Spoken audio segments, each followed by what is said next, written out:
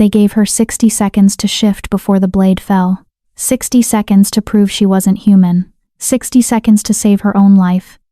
For 20 years, Lola Richardson had been the only wolfless member of the Silvercrest pack. Today, Alpha Jordan McBride, her fated mate who had rejected her 3 times, would finally end his embarrassment. But as the executioner raised his silver axe, and the crowd chanted for her death, something ancient stirred beneath her skin. The Alpha wanted her dead. Instead, he awakened the one creature even his bloodline had sworn to serve. Watch what happens when the girl with no wolf becomes the Golden Luna, and the Alpha who sentenced her becomes the first to kneel. This is... Seconds before execution, her wolf finally emerged. If you're already hooked and want to see the Alpha's face when he realizes his fatal mistake, smash that like button right now. Trust me, you'll want to remember this moment. Now, let's begin. Chapter 1. The Execution That Failed. The execution platform stood in the center of the training grounds, a monument to pack justice that had seen blood spilled for 3 generations. Today, it would claim another life, or so they thought. Lola Richardson's bare feet dragged through November mud as 2 warriors hauled her forward. The iron chains around her wrists had rubbed her skin raw, leaving trails of blood that mixed with the freezing rain. She didn't fight them. What was the point? She had no wolf to call on, no strength to break free, no pack to defend her. She had nothing. The crowd formed a suffocating circle around the platform. 300 wolves, their eyes flashing amber and green in the dim afternoon light. People she'd grown up with, people she'd helped, people who now screamed for her death. Murderer, wolfless leech, kill the human. A rotten apple exploded against her cheek. She didn't flinch. The humiliation had long since carved her hollow. On the platform stood Alpha Jordan McBride, and even through her terror, Lola's traitorous heart still stuttered at the sight of him. 6'4" of lethal power wrapped in ceremonial black, his dark hair plastered to his forehead by rain. His jaw was set so tight she could see the muscle jumping beneath his skin. 3 years ago, the moon goddess had whispered his name in Lola's dreams.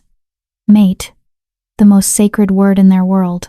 3 years ago, Jordan had looked at her with disgust and said, "I reject you."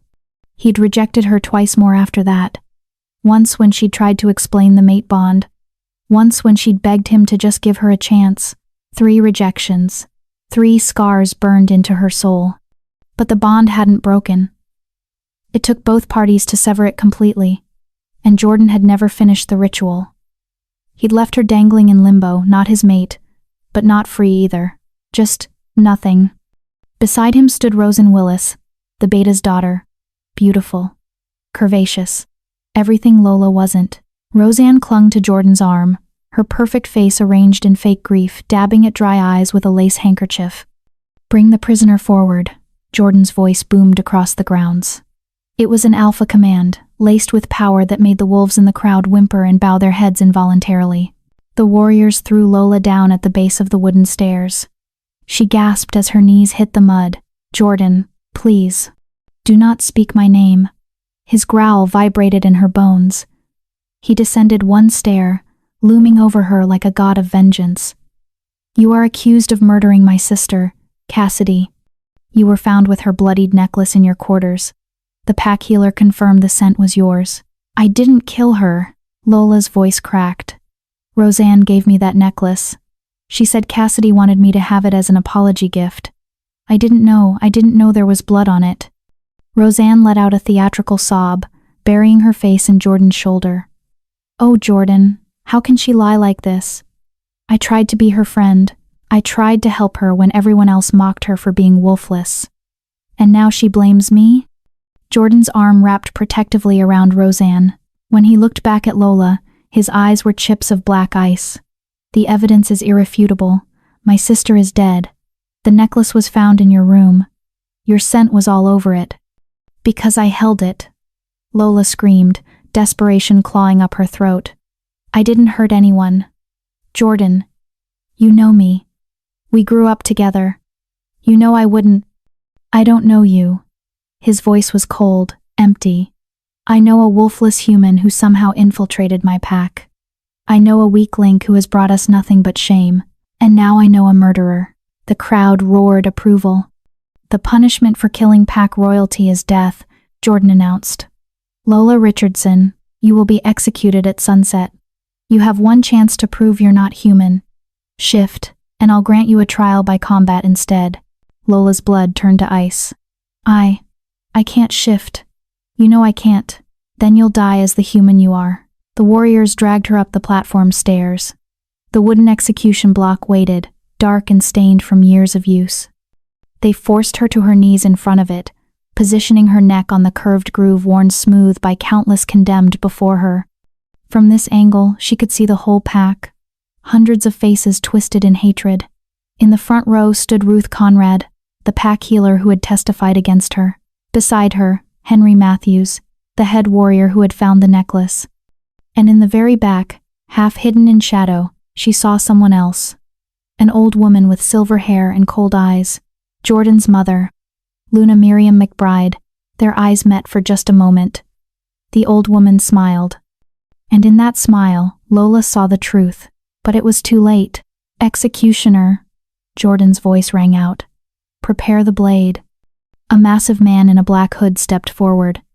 Dustin Gentry, the pack's executioner for 20 years. He hefted a silver axe that gleamed dully in the fading light. Silver, the one metal that could kill both werewolves and humans efficiently. The crowd began to chant, "Justice, justice, justice." Lola closed her eyes. This was it. 20 years of being called weak, useless, human. 20 years of being alone. And now, it ended here, with her mate as her executioner. "Wait." Jordan's voice cut through the chanting. The crowd fell silent. Lola's eyes snapped open. Hope fluttered weakly in her chest. Jordan descended the stairs until he stood directly in front of her. Up close, she could see the dark circles under his eyes, the tension in his shoulders. For just a moment, she thought she saw something flicker in his gaze. Doubt? Regret? "You have 60 seconds, he said quietly. 60 seconds to shift and prove you have a wolf. If you can do that, I'll grant you the trial. But if you can't..." He straightened, his face hardening back into stone. "Then you die." "Jordan, I've tried for 20 years. 60 seconds, Lola, starting now." He stepped back. The executioner moved into position, raising the axe high, and someone in the crowd began counting. 60. 59. 58. Lola's heart hammered against her ribs. She'd spent 2 decades trying to call her wolf. 2 decades of meditation, of prayers to the moon goddess, of desperate internal screaming. Nothing had ever answered. 55. 54. 53. "Please," she begged silently. "If there's any part of me that's wolf, please. I don't want to die. Not like this. Not for something I didn't do. Nothing." 48, 47, 46. The crowd's chanting grew louder, more frenzied. Bloodlust filled the air. Lola looked at Jordan one last time. He stood rigid, his hands clenched into fists at his sides. His wolf was right there beneath his skin. She could see the amber bleeding into his eyes. But his face remained impassive. He was really going to let her die. 35, 34, 33. Fine. If she was going to die, she'd die with her head high. She wouldn't give them the satisfaction of seeing her beg. But then, in the darkness behind her closed eyelids, something stirred. A presence. Vast and ancient and burning with rage. "You were never wolfless, child," a voice whispered in her mind. It didn't sound like her own thoughts. It was deeper, older, resonating with power that made her bones vibrate. "You were caged." 28. 27. 26. "Who are you?" Lola thought frantically. "I am what they feared. I am what they tried to bury. I am yours." Heat bloomed in Lola's chest. Not painful, not yet, but building. Growing. 20, 19, 18. Jordan's wolf, Fenris, was suddenly restless. She could feel it through the broken bond. He was pacing, agitated, whining. 15. 14. 13. The heat in Lola's chest exploded outward, racing through her veins like liquid fire. Her eyes snapped open, and the world had changed. Colors were sharper, Sounds were clearer. She could smell everything: the rain, the mud, the fear, the excitement, the lies. 10, 9, 8. Her bones began to crack. Jordan's eyes widened. Wait. 7, 6, 5. Rosen's face went pale. No. No. That's not possible.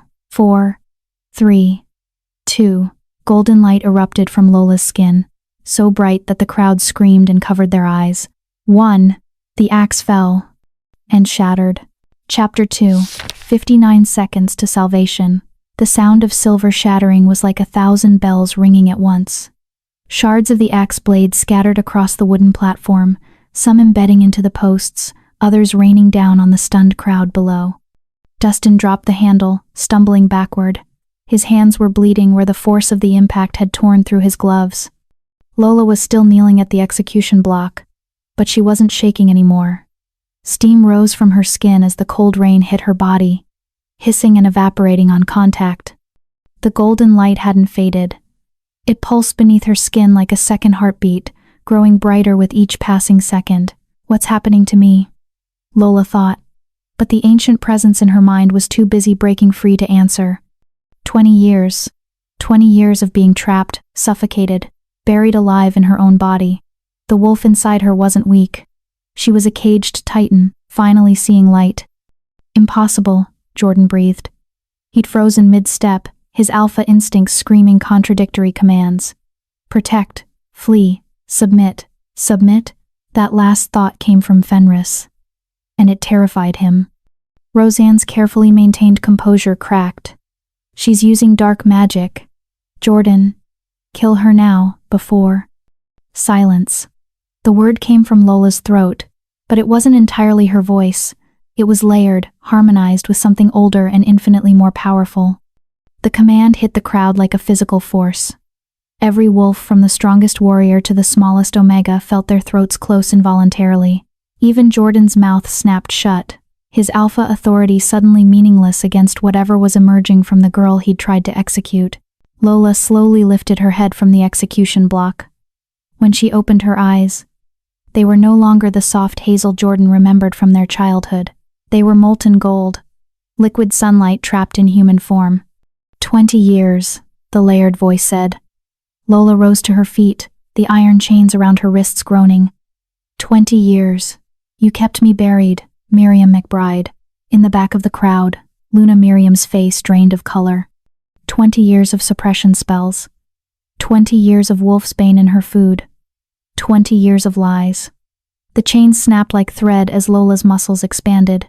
Did you really think you could cage a golden Luna forever? The crowd erupted into chaos. Golden Luna? That's just a myth. They've been extinct for 800 years. Run, but no one could run. The pressure of Lola's emerging aura pinned them in place, an invisible weight that grew heavier with every second. Jordan finally found his voice. Lola, wait. If you have a wolf, we can. You can what? She turned to face him fully, and Jordan actually took a step back.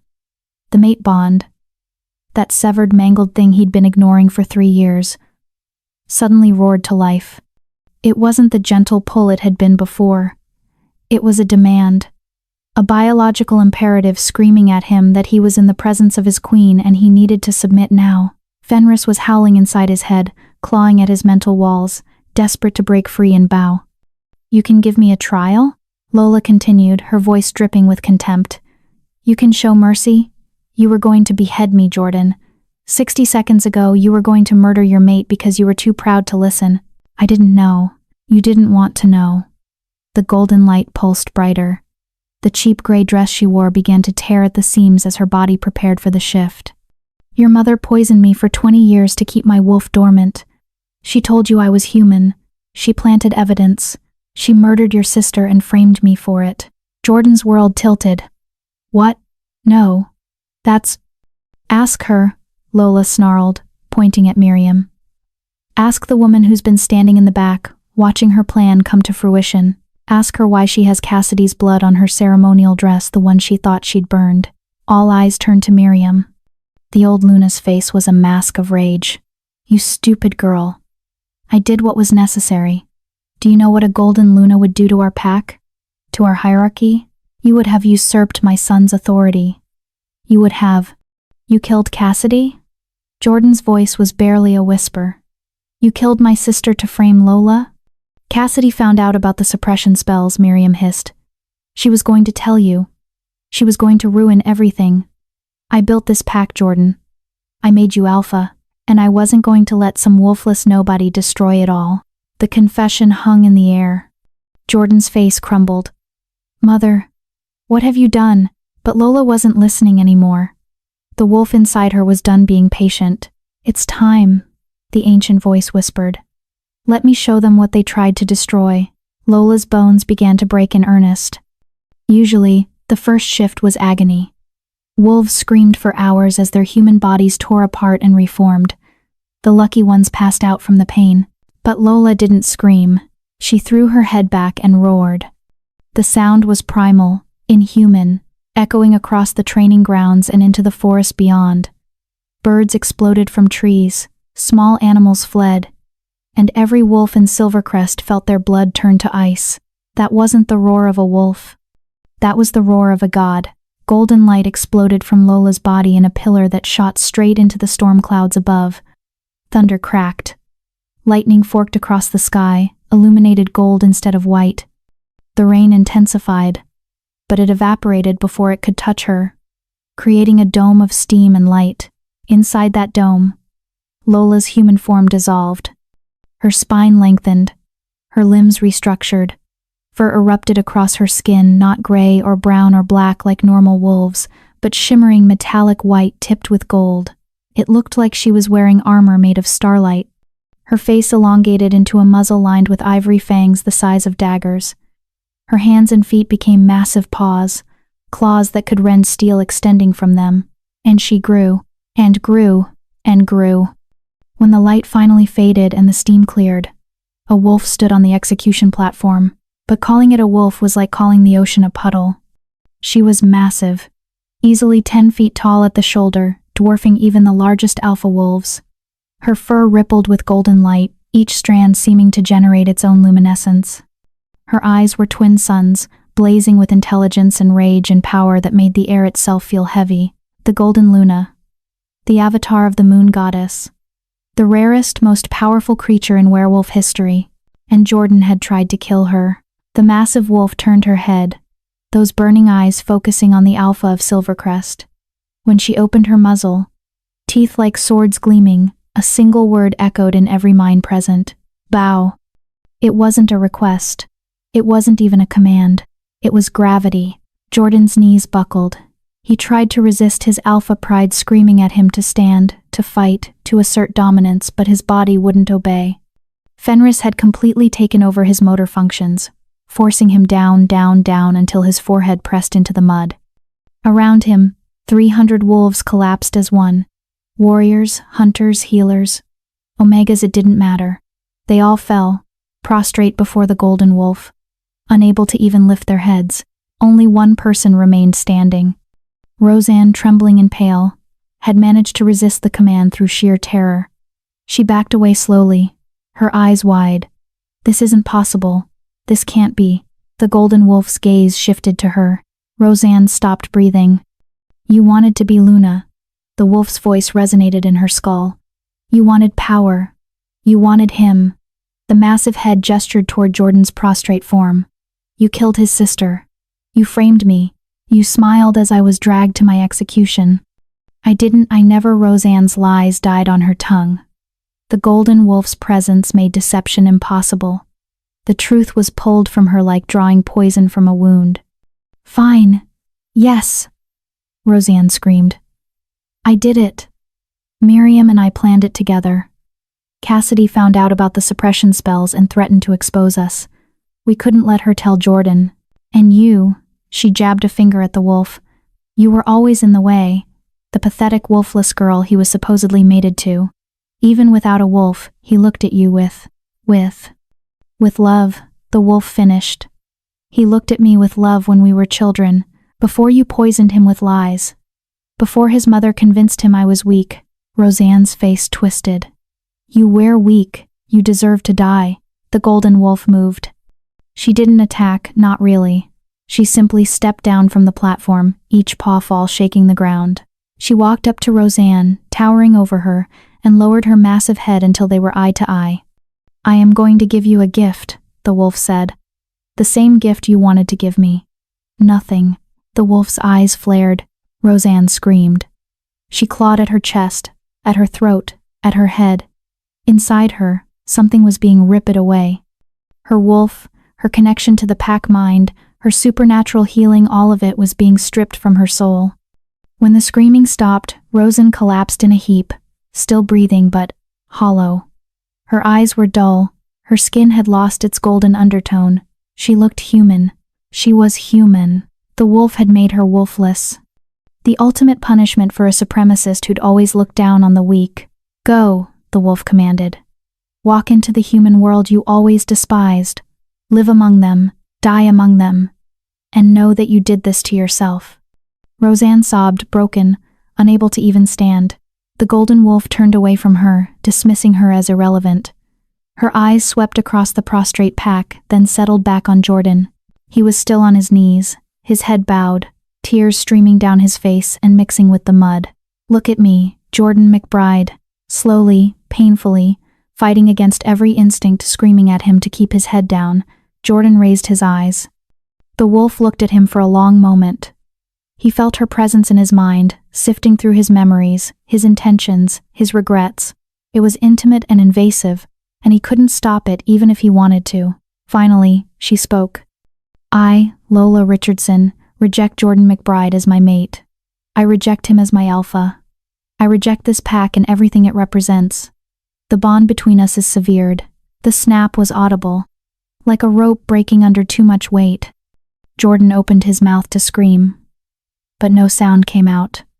The mate bond, that mangled, broken thing, was finally completely destroyed, and the pain was excruciating.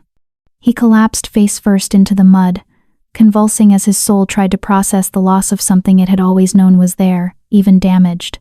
The golden wolf watched him writhe for a moment, her expression unreadable. Then she turned and leaped. The force of her jump cracked the execution platform in half.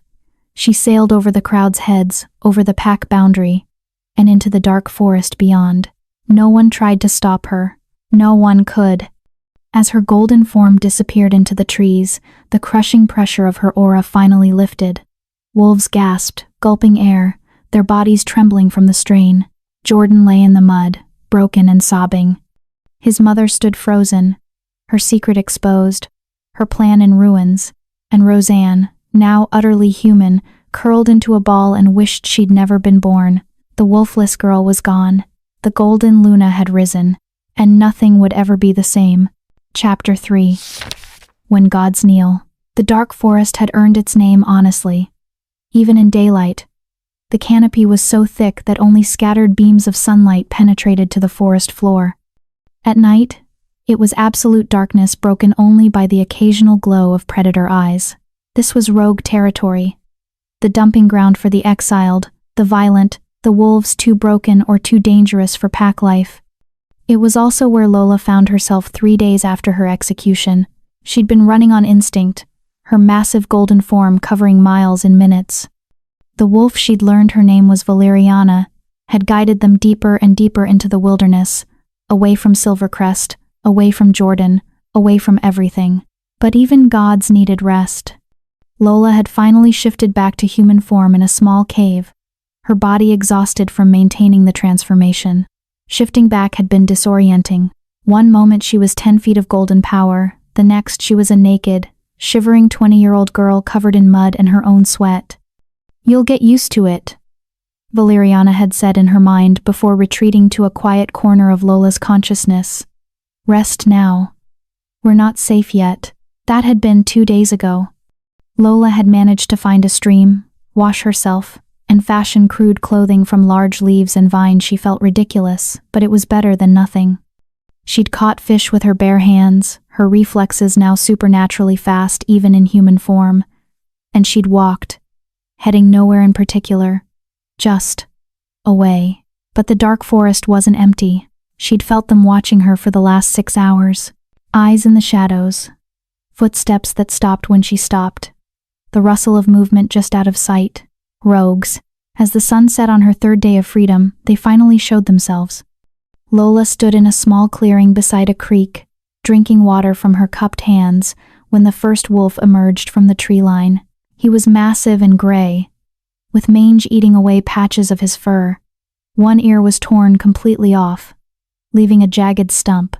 His eyes were yellow and bloodshot, and saliva dripped from his jowls as he stared at her with naked hunger. "Valeriana," Lola thought urgently, "I need you." "Not yet," the golden wolf replied calmly. "Let's see how many there are first." More wolves emerged. A scarred brown female with a twisted back leg, a black male missing his right eye, a small, sickly-looking russet wolf that was all ribs and desperation. By the time they stopped appearing, 12 rogues surrounded her, forming a loose circle. They looked nothing like the sleek, well-fed warriors of Silvercrest. These were the cast-offs, the survivors, the wolves that hunger and madness had reduced to shadows of what they once were. The gray wolf with the missing ear stepped forward. He didn't shift to human form, most rogues couldn't, too far gone to maintain the control shifting required. Instead, he just growled, low and menacing. Lola stood slowly, water dripping from her hands. "I don't want trouble," she said clearly. "I'm just passing through." The gray wolf snarled. The others began to circle closer, their paws silent on the forest floor. They didn't see a golden Luna. They saw a young human woman, alone and vulnerable. They saw fresh meat. "Now?" Lola asked Valeriana. "Now." The shift happened faster this time. Lola had learned from the first transformation. Instead of fighting it, she surrendered to it. Her bones rearranged with barely a crackle, her body expanding smoothly, golden fur erupting across her skin like wildfire. 3 seconds, that's all it took. 1 moment. A girl stood in the clearing. The next, the golden Luna towered over them all, her eyes blazing like twin suns. The gray wolf froze mid-lunge, his paws skidding in the dirt. The other rogues stopped circling, their mouths falling open in shock. Lola lowered her massive head and growled. It wasn't loud, she didn't need volume. The sound resonated in their bones, in their very DNA, triggering responses that evolution had coded into them over millennia. This was not prey. This was an apex predator. The gray wolf's bravado crumbled, his ears flattened against his skull, his tail tucked between his legs, and slowly, whining, he lowered himself to his belly in submission. The other rogues followed suit, one by one dropping to the ground, exposing their throats. All except one. The russet wolf, the small, sickly one, remained standing. But not in defiance. He was trembling so hard his legs could barely support him, tears streaming from his eyes. Lola tilted her head, studying him. There was something different about this one. Through Valeriana's enhanced senses, she could feel his mind. It was fractured, breaking apart, teetering on the edge of the feral drift, the madness that consumed rogues cut off from pack bonds. He was dying. Not physically, but mentally. His wolf was eating his human consciousness from the inside out. "He's so young," Valeriana whispered sadly. "Barely 18. He doesn't deserve this." "Can we help him?" Lola asked. "We can try." Lola shifted her attention fully to the russet wolf. She took a step closer, and he flinched, but didn't run. Up close, she could see the intelligence still flickering in his eyes, fighting to stay alive against the encroaching madness. She did something purely on instinct. She pressed her massive forehead against his smaller one. Golden light flowed from her into him. The russet wolf gasped, his eyes widening. Inside his mind, Lola felt Valeriana's power wrap around his fractured consciousness like a bandage, holding the pieces together, pushing back the feral drift. When she pulled away, the russet wolf collapsed, unconscious but breathing steadily. The trembling had stopped. His breathing was even. Lola looked at the other rogues, still prostrate around her. Through the pack bond she could feel emanating from her, a bond she hadn't asked for but apparently came with being a golden Luna. She sensed their exhaustion, their pain, their desperate fight against madness. They're all suffering, she realized. Being cut off from a pack mind is killing them slowly. Yes, Valeriana confirmed. Wolves are not meant to be alone.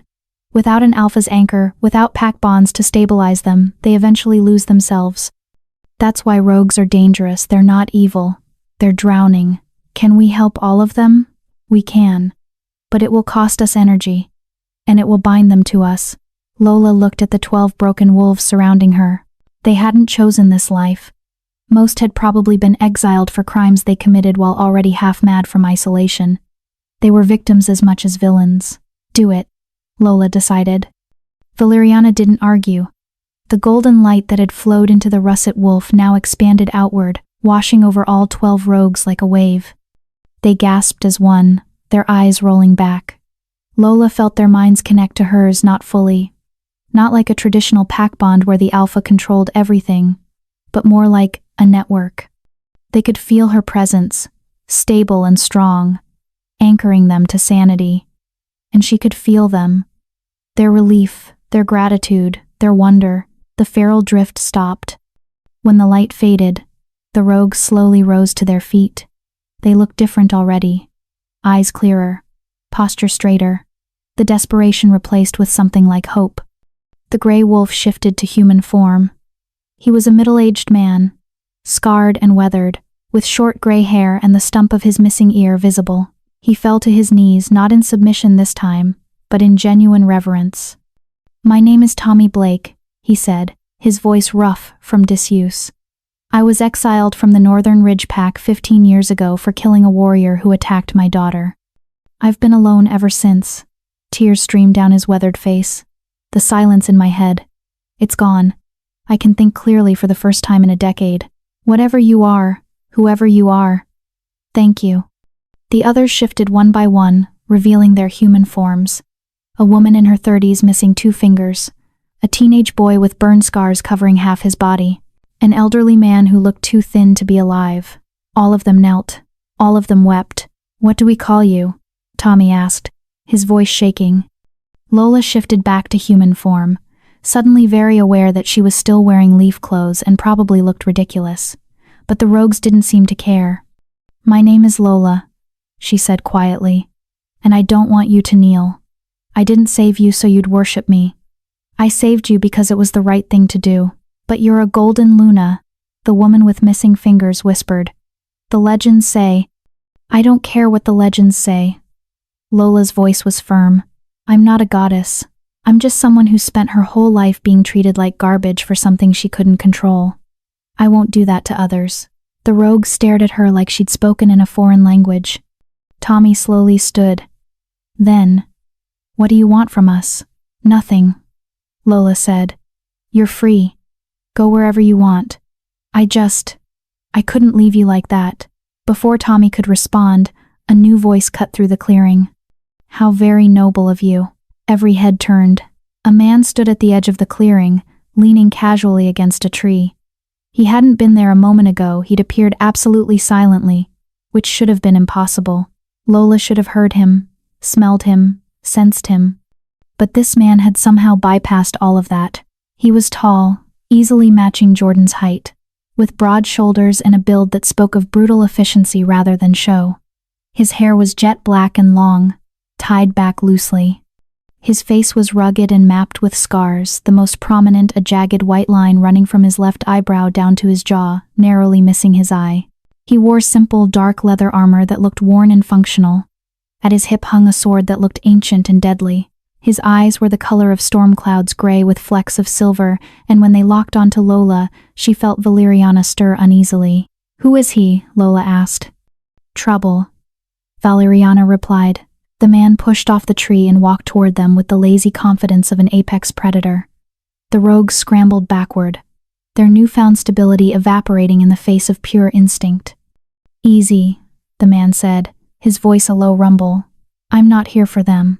His eyes never left Lola. "I'm here for the star that fell into my forest." Tommy found his voice. "Lord Calvin, we didn't know she was." "Lord?" Lola interrupted. The man smiled, one side of his scarred mouth lifting. "They're being dramatic. I'm not a lord. I'm just the only thing keeping them alive out here." He stopped 10 feet from Lola, looking her up and down without an ounce of the reverence the rogues had shown. "I'm Calvin Benjamin, and you, Golden Luna." are standing in my territory. Valeriana growled inside Lola's mind. He should be bowing. Why isn't he bowing? But Calvin didn't bow. He didn't even look particularly impressed. He just studied her with those storm-gray eyes, his expression unreadable. You're the rogue king, Lola said slowly, pieces clicking together. The one the council fears. Guilty. Calvin tilted his head. And you're the wolfless girl from Silvercrest. Though clearly, that reputation was somewhat inaccurate. How do you know who I am? I have scouts in every pack within 200 miles. I knew about your execution an hour after it was scheduled. He glanced at the rogues, who were still cowering. Go. All of you. Back to camp. Tell Juan I'll be along shortly. The rogues hesitated, looking at Lola. Go, she confirmed softly. I'll be fine. They scattered into the forest, leaving Lola alone with the rogue king. Calvin waited until their footsteps faded before speaking again. You reek of rejection. Fresh too. Let me guess the Alpha realized what he'd done and you told him to go to hell? Something like that. Good. Jordan McBride is an idiot. Calvin circled her slowly, not threatening, just assessing. Rejecting a mate is one thing. Trying to execute a golden Luna? That's a special kind of stupid. You don't seem very impressed, Lola observed. By your power? I'm terrified. He said it so casually it took her a moment to process. You could probably snap me like a twig. But fear and respect aren't the same thing. And I don't give respect just because someone's powerful. I give it when it's earned. Valeriana was bristling. He's challenging us. We should put him in his place. No, Lola thought back. I'm tired of dominance games. If he's not attacking, neither am I. Calvin stopped circling, facing her directly. You're far from home, Golden Luna. You're exhausted. You're dressed in leaves. A tiny smile. And you have nowhere to go. Silvercrest will hunt you to try and fix their Alpha's mistake. The council will want to cage you for study. And the other packs will want to claim you as a weapon. So I'm offering you sanctuary. Lola blinked. Why? Because that pack of rogues you just saved? Calvin gestured toward where they'd disappeared. They're 12 of my 300. All of them have been suffering from feral drift for years. Some of them I've had to chain up to keep them from hurting themselves. His storm-gray eyes softened just slightly. You walked into my forest and in 5 minutes did something I've been trying to do for a decade. You gave them peace. I didn't do it for you. I know. That's why I'm asking. Calvin took a step closer, close enough that she could smell cedar wood and dark soil. Stay. Let me teach you to fight, because right now, all you have is power. You don't have skill. And when Jordan comes for you, and he will come, you'll need both. And what do you get out of this? Lola asked suspiciously. Calvin's smile widened, showing teeth. A fighting chance. If a golden Luna bonds with my court, the feral drift ends for all of them. They stop being broken rogues and start being an army. And with an army, he paused. I can finally do what I came here to do, tear down the council's corrupt system and build something better. It was the most honest manipulation Lola had ever heard. You're asking me to be your weapon, she said flatly. I'm asking you to be my partner. Calvin extended his hand, palm up. I don't want to own you. I want to fight beside you. The council that would cage you is the same council that exiles innocence. Jordan's pack that tried to kill you is the same pack structure that punishes weakness and worships power. His gray eyes blazed. Help me burn it all down and build something that doesn't grind people into dust. Lola stared at his offered hand.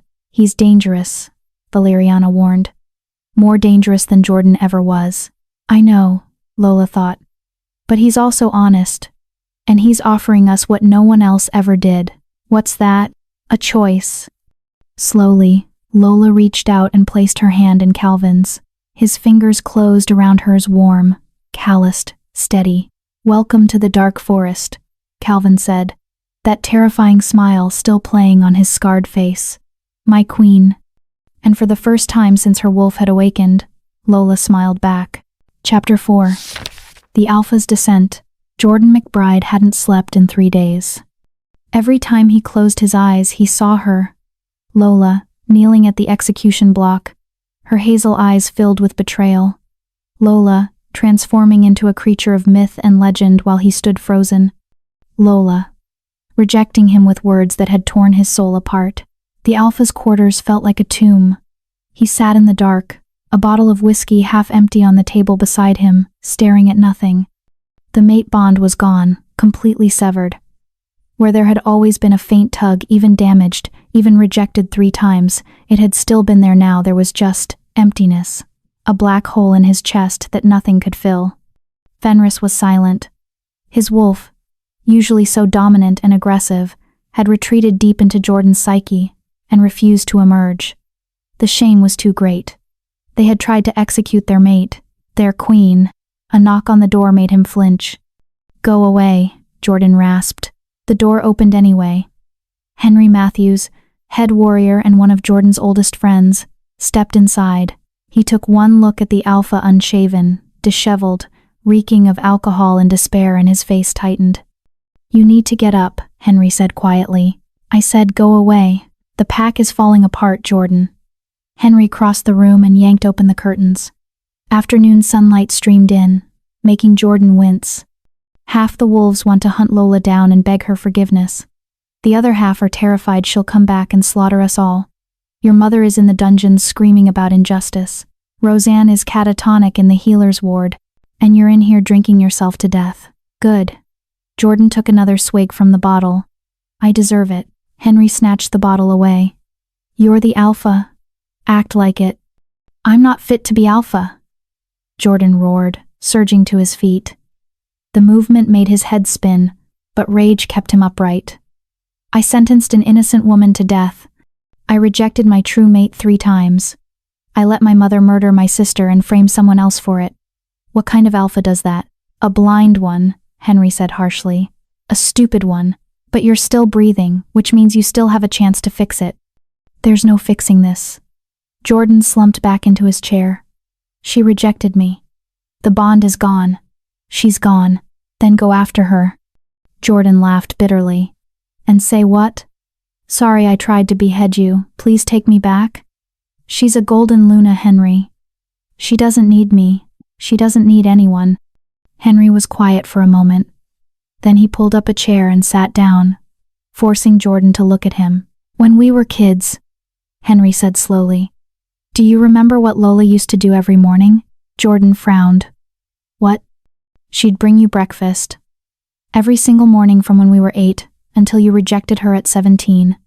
She'd wake up early, help the Omegas cook, and bring you a plate, even after you started treating her like garbage. She still did it. For 9 years. Jordan's throat tightened. "She tutored my little brother in mathematics when he was failing," Henry continued. "She helped Ruth with her healing herbs even though Ruth testified against her. She never missed a pack run, even though she couldn't shift and had to follow on foot." His voice hardened. "Lola spent 20 years trying to be worthy of a pack that treated her like trash. And you spent 20 years proving you weren't worthy of her." The words hit like physical blows. "So yes," Henry said, standing up. "You're a blind, stupid Alpha who made the worst mistake of his life. But Lola deserves to hear you say it to her face. She deserves a real apology, not you wallowing in here feeling sorry for yourself." He walked to the door, pausing with his hand on the frame. "Your mother's trial is in 1 hour. The pack expects you to preside. After that, you're going to the dark forest. Calvin Benjamin will kill me on sight. Then you'll die apologizing to your mate. Better than dying drunk in the dark." Henry left, closing the door behind him. Jordan sat in silence for a long moment. Then, slowly, he dragged himself to his feet and stumbled toward the bathroom. His reflection in the mirror was a stranger, hollow-eyed, gaunt, broken. On his bare chest, 3 rejection scars burned red and angry. They were marks of shame, visible to any wolf, proof that he'd rejected his fated mate multiple times. But beneath those 3 scars, a 4th mark was forming. It was gold, shimmering and painful, etching itself into his skin like a brand. Jordan traced it with shaking fingers. He'd heard of these marks in old stories. When an Alpha rejected or harmed a golden Luna, the moon goddess herself would mark them. Unworthy, it read in the old tongue. Jordan closed his eyes, letting the shame wash over him. Then he turned on the shower and began to clean himself up. The pack gathered in the central clearing an hour later. 300 wolves, silent and tense, formed a circle around a wooden platform that had been erected hastily. Jordan stood on the platform, clean-shaven and dressed in his ceremonial alpha robes. He looked like an alpha again. But inside, he felt like a hollow shell. On her knees in the center of the platform, bound in silver chains, was Luna Miriam McBride. His mother looked smaller than he remembered. Older. Her silver hair hung in tangles around her face, and her eyes, once so commanding, were wild with desperation. "This is a farce," she hissed as Jordan approached. "I am Luna of this pack. You cannot put me on trial. You murdered Cassidy." Jordan's voice was flat, emotionless. "You framed an innocent woman. You poisoned Lola for 20 years to suppress her wolf. You conspired with Roseanne to destroy the mate the moon goddess chose for me." He looked down at her without recognition. "You're not my Luna. You're not my mother. You're a murderer." Miriam laughed, the sound brittle and manic. "I did it for you. Don't you understand? A golden Luna would have destroyed everything. She would have taken your power, your authority, your pack. I was protecting you." "From what?" Jordan roared. "From my mate? From happiness? From the one person who actually loved me despite what a bastard I was?" He turned to the pack. "My mother stands accused of murder, conspiracy, and crimes against the moon goddess herself. The evidence is irrefutable. The confession is recorded. How do you judge her?" The pack's response was immediate and unanimous. "Guilty, guilty, guilty." Miriam's face went white. "Jordan, please. I'm your mother. You can't. The punishment for regicide is death," Jordan said coldly. "But I'm not going to kill you. That would be mercy." He gestured to Henry. "Strip her of her title. Remove her wolf. Exile her to the human world." Miriam screamed. "No. Anything but that. Kill me, Jordan. Please." But Jordan had already turned away, as Henry and 2 other warriors dragged her toward Ruth, the pack healer. Ruth held a ceremonial dagger, her face grim. The ritual was brutal. Jordan didn't watch. He couldn't. Even after everything she'd done, she was still the woman who'd raised him. Hearing her screams as her wolf was ripped away was punishment enough. When the screaming finally stopped, Henry approached. "It's done," he said quietly. "She's human now. We'll take her to the border and release her." Jordan nodded numbly. "Good. And Rosen?" "Still hasn't spoken. The healers say she's in shock from losing her wolf so suddenly." Henry paused. "What do you want to do with her?" "Exile her too. She can follow my mother into the human world. They can suffer together. And you?" Jordan took a deep breath. "Gather a scouting party. 5 of our best warriors. We leave for the dark forest at dawn. Calvin Benjamin has 300 rogues under his command," Henry warned. "Even with our best fighters, we're outnumbered." "I'm not going to fight." Jordan touched the golden scar on his chest. "I'm going to kneel at his gate and beg for an audience with Lola. If she grants it, I apologize. If she doesn't," he shrugged, "then I deserve whatever happens." Henry studied him for a long moment. "You know she might kill you." "I know. And you're going anyway. I owe her that much." Jordan's voice cracked slightly. "I owe her everything." That night Jordan stood in what had been Lola's room. It wasn't really a room, more of a storage closet that had been converted into living space. A narrow cot with a thin blanket, a single shelf holding a few worn books, a cracked mirror on the wall. This was where his mate had lived for 20 years. While he'd slept in luxury, she'd had this. Jordan sat on the cot. It creaked under his weight, the frame bent and weak. On the shelf, he found a journal, cheap paper bound with string. He opened it, knowing he shouldn't, but unable to stop himself. The entries were dated, starting from when Lola was 13. Today Jordan smiled at me during training. He didn't say anything, but the smile was enough. Maybe he'll accept the mate bond when we're older. Maybe he'll love me. Jordan's hands shook. He flipped forward. Jordan rejected me today. He said I was weak. He said the bond was a mistake. It hurt so much I couldn't breathe. But I know he didn't mean it. He's under so much pressure as alpha. I just need to be patient. Further. He rejected me again. This time in front of the whole pack. Luna Miriam told me I should leave Silvercrest, that I'm an embarrassment to Jordan. But I can't leave. He's my mate. The moon goddess chose us. I just need to prove I'm worthy. And further, I don't think he'll ever love me. I've accepted that. But maybe I can still help him. I can still be useful to the pack. Even without a wolf, I can still contribute. That has to be enough. That has to mean something. The final entry was dated the day before her execution. Tomorrow they're going to kill me. I'm innocent, but no one believes me. Jordan won't even look at me anymore. I'm so tired. I've spent my whole life trying to be enough, and it was never enough. If there's another life after this, I hope I'm born with a wolf. I hope I'm born strong. I hope I'm born worthy of love. Jordan closed the journal carefully. Then he buried his face in his hands and wept. He cried for the girl who'd brought him breakfast every morning, for the teenager who'd loved him despite his cruelty, for the woman who'd gone to her execution believing she was worthless. He cried until his throat was raw and his eyes burned. Then he stood, placed the journal carefully back on the shelf, and left the room. At dawn, he would go to the dark forest. He would kneel at Calvin Benjamin's gate. And he would beg the Golden Luna for forgiveness he knew he didn't deserve. It was the least he could do. It was all he had left. Chapter 5. Queen of the Forsaken. 3 weeks in the dark forest changed Lola in ways she couldn't have imagined. The rogue settlement wasn't the lawless wasteland she'd expected. It was a functioning community, crude and rough around the edges, but organized. Cabins built from salvaged wood dotted the forest floor. A central fire pit served as gathering place and kitchen. Children played under the watchful eyes of Omega caretakers. Warriors trained in a cleared area, their movements efficient and brutal. It was a pack. Just one the council refused to acknowledge. Calvin's main dwelling was built into the side of a cliff overlooking the valley. It was larger than the others, but not by much, functional rather than ostentatious.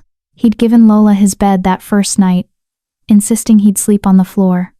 She'd argued. He'd won by simply lying down on the floor and closing his eyes while she was mid-sentence. Now, 3 weeks later, they'd fallen into a rhythm. Lola woke before dawn. The golden wolf inside her didn't need much sleep. Valeriana was always alert, always aware. She'd learned to meditate, to sink into that space where human and wolf coexisted peacefully, sharing the same mind without fighting for control. Then came training. Calvin was a brutal teacher. Again, he barked as Lola picked herself up from the dirt for the 15th time that morning. They were in the training yard, surrounded by a circle of watching rogues. Lola was in human form, wearing simple leather pants and a wrapped chest binding Calvin had provided. Her opponent was a massive warrior named Tomas Osborne, 7 feet of solid muscle covered in scars. "I'm trying," Lola panted, wiping blood from her split lip. "Trying isn't enough." Calvin leaned against a tree, arms crossed. "You've got the most powerful wolf on the planet inside you.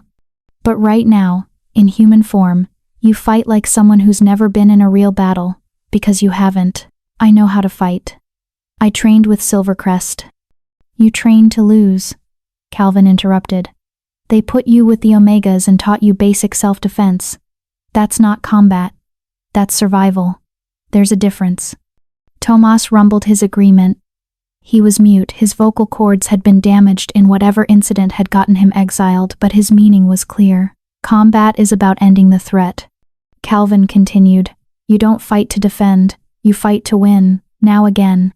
And this time stop pulling your punches, Tomas can take it." Lola squared her stance, facing the giant warrior. Her body ached.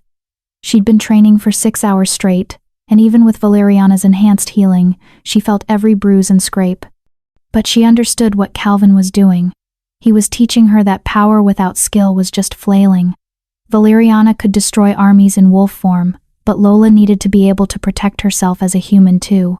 Tomas moved first, his massive fist arcing toward her face. This time, Lola didn't try to block.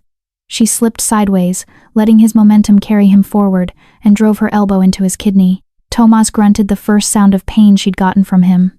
Better, Calvin called. But you're still hesitating. You had an opening for his throat and you took his kidney instead. Why? I didn't want to hurt him badly. He's trying to kill you, Lola. In training, sure, he'll stop before actual damage. But in a real fight, your enemies won't show mercy. Neither should you. Tomas came at her again. Faster this time. Lola ducked under his swing, hooked her foot behind his knee, and yanked. The giant warrior went down hard, and Lola pounced, her hand at his throat before she'd consciously decided to move. Tomas tapped the ground twice. Yield. The watching rogues burst into applause and howls. Calvin pushed off the tree, a slight smile playing on his scarred face. Now that's more like it. He offered Lola a hand up. You're learning. Lola took his hand, letting him pull her to her feet. His grip was warm, calloused, steady. I'm learning that you're a sadist, she grumbled. That too. He didn't let go of her hand immediately. But you're getting stronger. 3 weeks ago, Tomas would have flattened you in seconds. 3 weeks ago, I'd never thrown a real punch in my life. And now you're dangerous. Calvin's storm-gray eyes held hers. In another month, you'll be deadly. Something in his tone made heat curl in Lola's stomach. She pulled her hand away, suddenly very aware of how close they were standing, how his shirt was open at the collar, revealing a slice of scarred chest, how he smelled like cedar wood and leather and, oh no, Valeriana purred in her mind.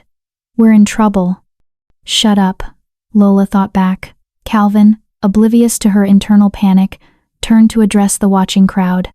That's enough for today. Tomas, good work. Lola, rest for a few hours. Then we're working on your command voice. My what? Your alpha command. You used it once during your transformation, but you haven't accessed it since. We need to train it. He glanced at her. A golden luna's command is different from a normal alpha's. It's not just powerful, it's absolute. But if you can't control it, you'll either burn yourself out or accidentally dominate someone you don't mean to. Lola nodded. She'd felt the command that day at her execution, the overwhelming force that had dropped 300 wolves to their knees. The power had been intoxicating and terrifying in equal measure. Go clean up, Calvin said. There's a hot spring about half a mile north. Juan will show you the way. The hot spring was hidden in a grove of ancient pines, steam rising from the water in ghostly wisps.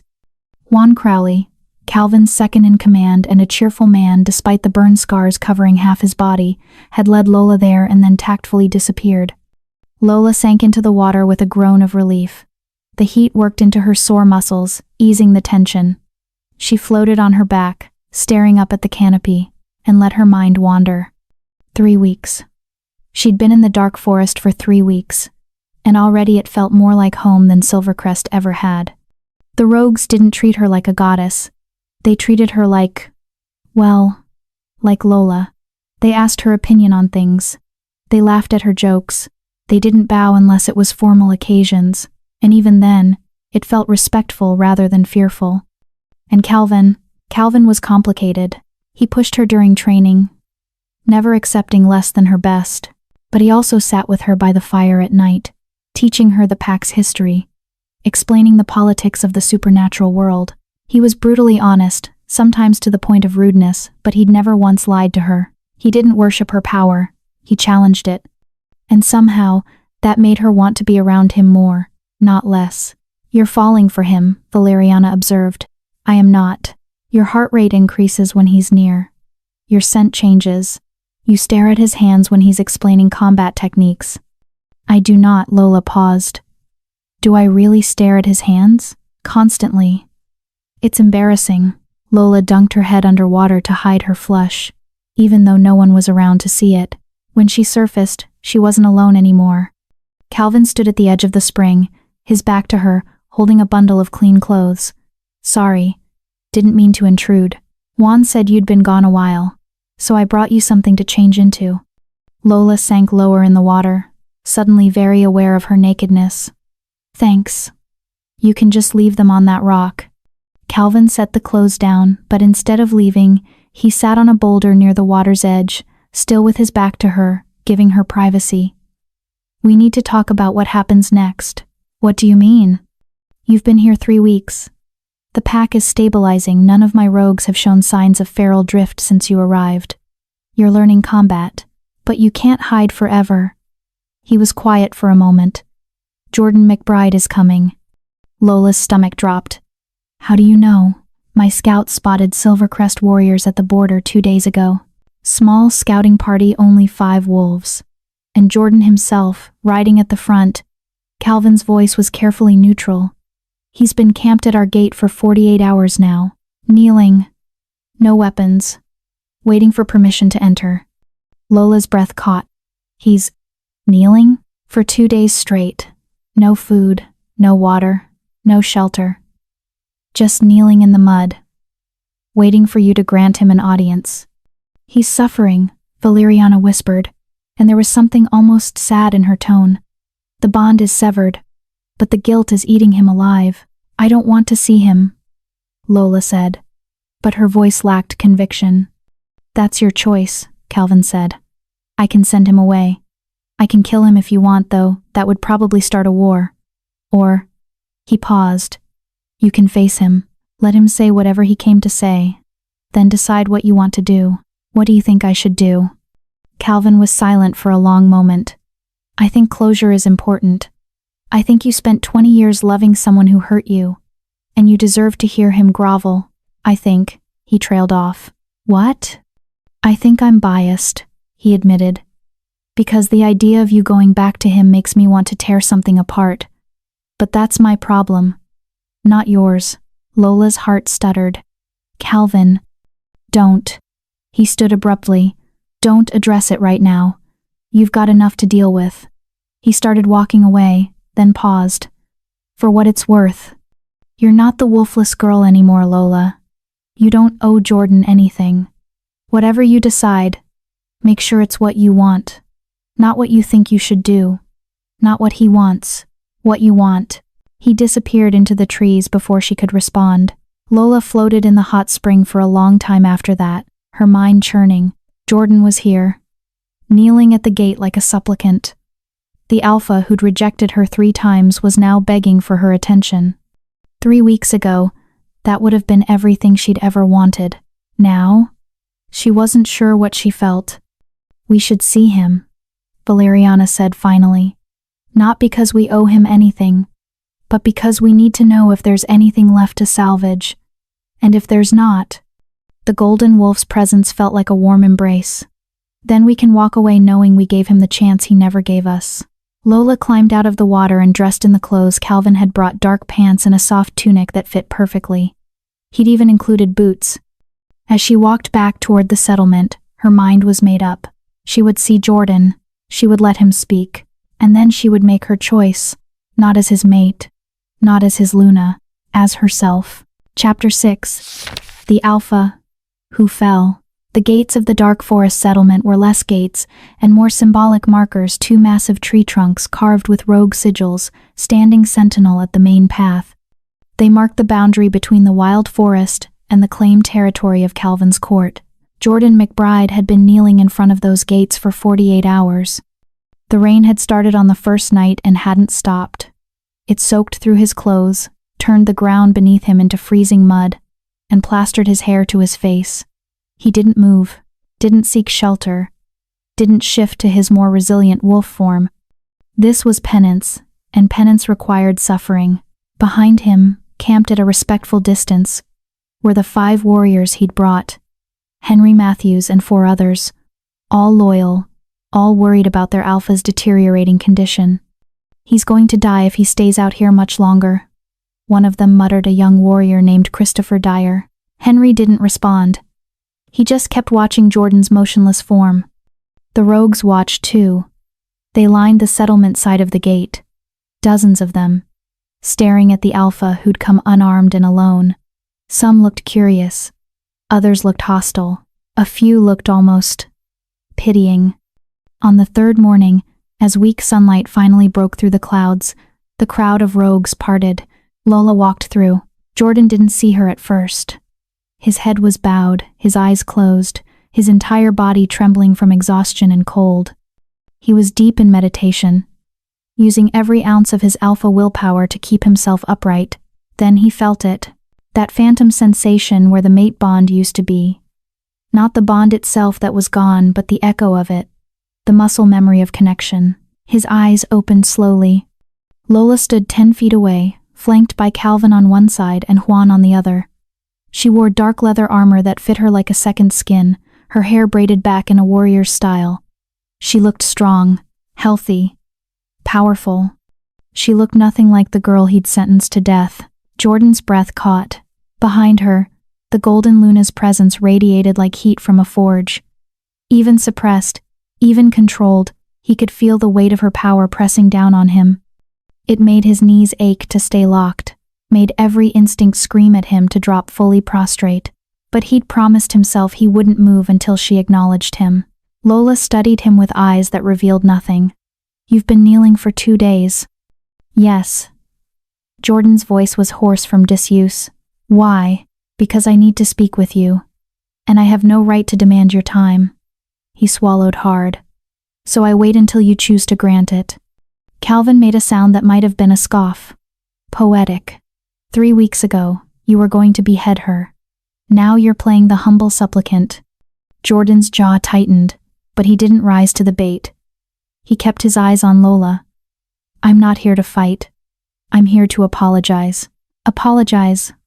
Lola's voice was flat. "You think an apology fixes this?" "No." Jordan finally let his gaze drop. "Nothing fixes this, but you deserve to hear it anyway." Lola was quiet for a long moment. Then she gestured to Calvin and Juan. "Leave us." Calvin frowned. "Lola, I'll be fine." Her tone brooked no argument. "If he tries anything, you'll hear me scream from here to the Capitol." Calvin looked like he wanted to argue further, but finally nodded. He and Juan retreated, though not far. They positioned themselves just inside the gate, close enough to intervene if needed. Lola walked closer to Jordan, stopping just outside his reach. "Stand up." Jordan tried. His legs locked in position for 2 days, barely responded. He managed to rise halfway before his knees buckled. Lola caught him. The contact was electric. Her hands on his arms, steadying him, and for a moment, they both froze. Up close, Jordan could see the changes in her. There were faint scars on her hands from training. Her eyes, while still hazel in human form, had flecks of gold that hadn't been there before. She smelled different, too wild, like pine and rain and something ancient. She smelled like power. "When's the last time you ate?" Lola asked, her voice carefully neutral. "Before I left Silvercrest. 3 days ago. Maybe 4. Time had blurred." She sighed. "You're an idiot." But she helped him to a nearby log, letting him sit. She remained standing, maintaining the distance and height advantage. "Talk. You have 5 minutes." Jordan took a shaky breath. Where did he even start? How did he condense 20 years of mistakes into 5 minutes? "I was wrong," he began. "About everything. About you. About the mate bond. About what strength means." He looked up at her. "My mother poisoned you for 20 years to suppress your wolf. She murdered Cassidy when my sister discovered the truth. She and Roseanne framed you because they feared what you'd become." "I know all this," Lola said coldly. "Calvin's spies are very efficient. But I didn't know. And that's not an excuse, it's an explanation. I should have questioned. I should have investigated. I should have listened to you." His voice cracked. "Instead, I was so focused on proving I was a strong alpha that I became a blind one. You rejected me 3 times. I know. You called the mate bond a mistake. I know. You stood there and watched while they chained me. While they dragged me to the execution block. While the crowd screamed for my blood." Lola's voice remained steady, but her hands had clenched into fists. "You gave the order to drop the axe, Jordan. You tried to kill me." "I know." Tears streamed down Jordan's face now, unchecked. "I know. And I will carry that guilt until the day I die. I rejected the greatest gift the moon goddess could have given me. I tried to destroy something precious because I was too arrogant to see its value. He touched his chest, where the golden scar burned. I'm marked. Unworthy. And I deserve it. Lola's expression flickered just for a moment with something that might have been sympathy. Why are you here, Jordan? What do you want from me? Nothing, he said immediately. I don't. I'm not here to ask you to take me back. The bond is severed. I know that can't be repaired. He struggled to find the words. I needed you to know that I'm sorry, that I was wrong, that you were always worthy. I was the one who wasn't. That's it? You kneel in the mud for 2 days just to apologize? You deserved a real apology, not me wallowing in self-pity in my quarters. You deserved to hear it to your face. Jordan wiped his eyes with the back of his hand. And I brought you something. A peace offering. He reached into his jacket, moving slowly so Calvin and Juan wouldn't think he was drawing a weapon, and pulled out a small wooden box. Lola eyed it suspiciously. What is it? Evidence. Everything we found after you left. My mother's journals detailing the suppression spells. The Wolfsbane supplier's receipts. The blood analysis proving Cassidy's murder. He offered it to her. I've already executed the sentence for my mother and Roseanne. They're exiled to the human world, stripped of their wolves. But if you want to bring additional charges to the council, this evidence is yours. Lola took the box slowly, opening it. Inside were documents, sealed vials, and what looked like a dried flower pressed between pages. What's this? She held up the flower. Jordan's voice went soft. A moonflower.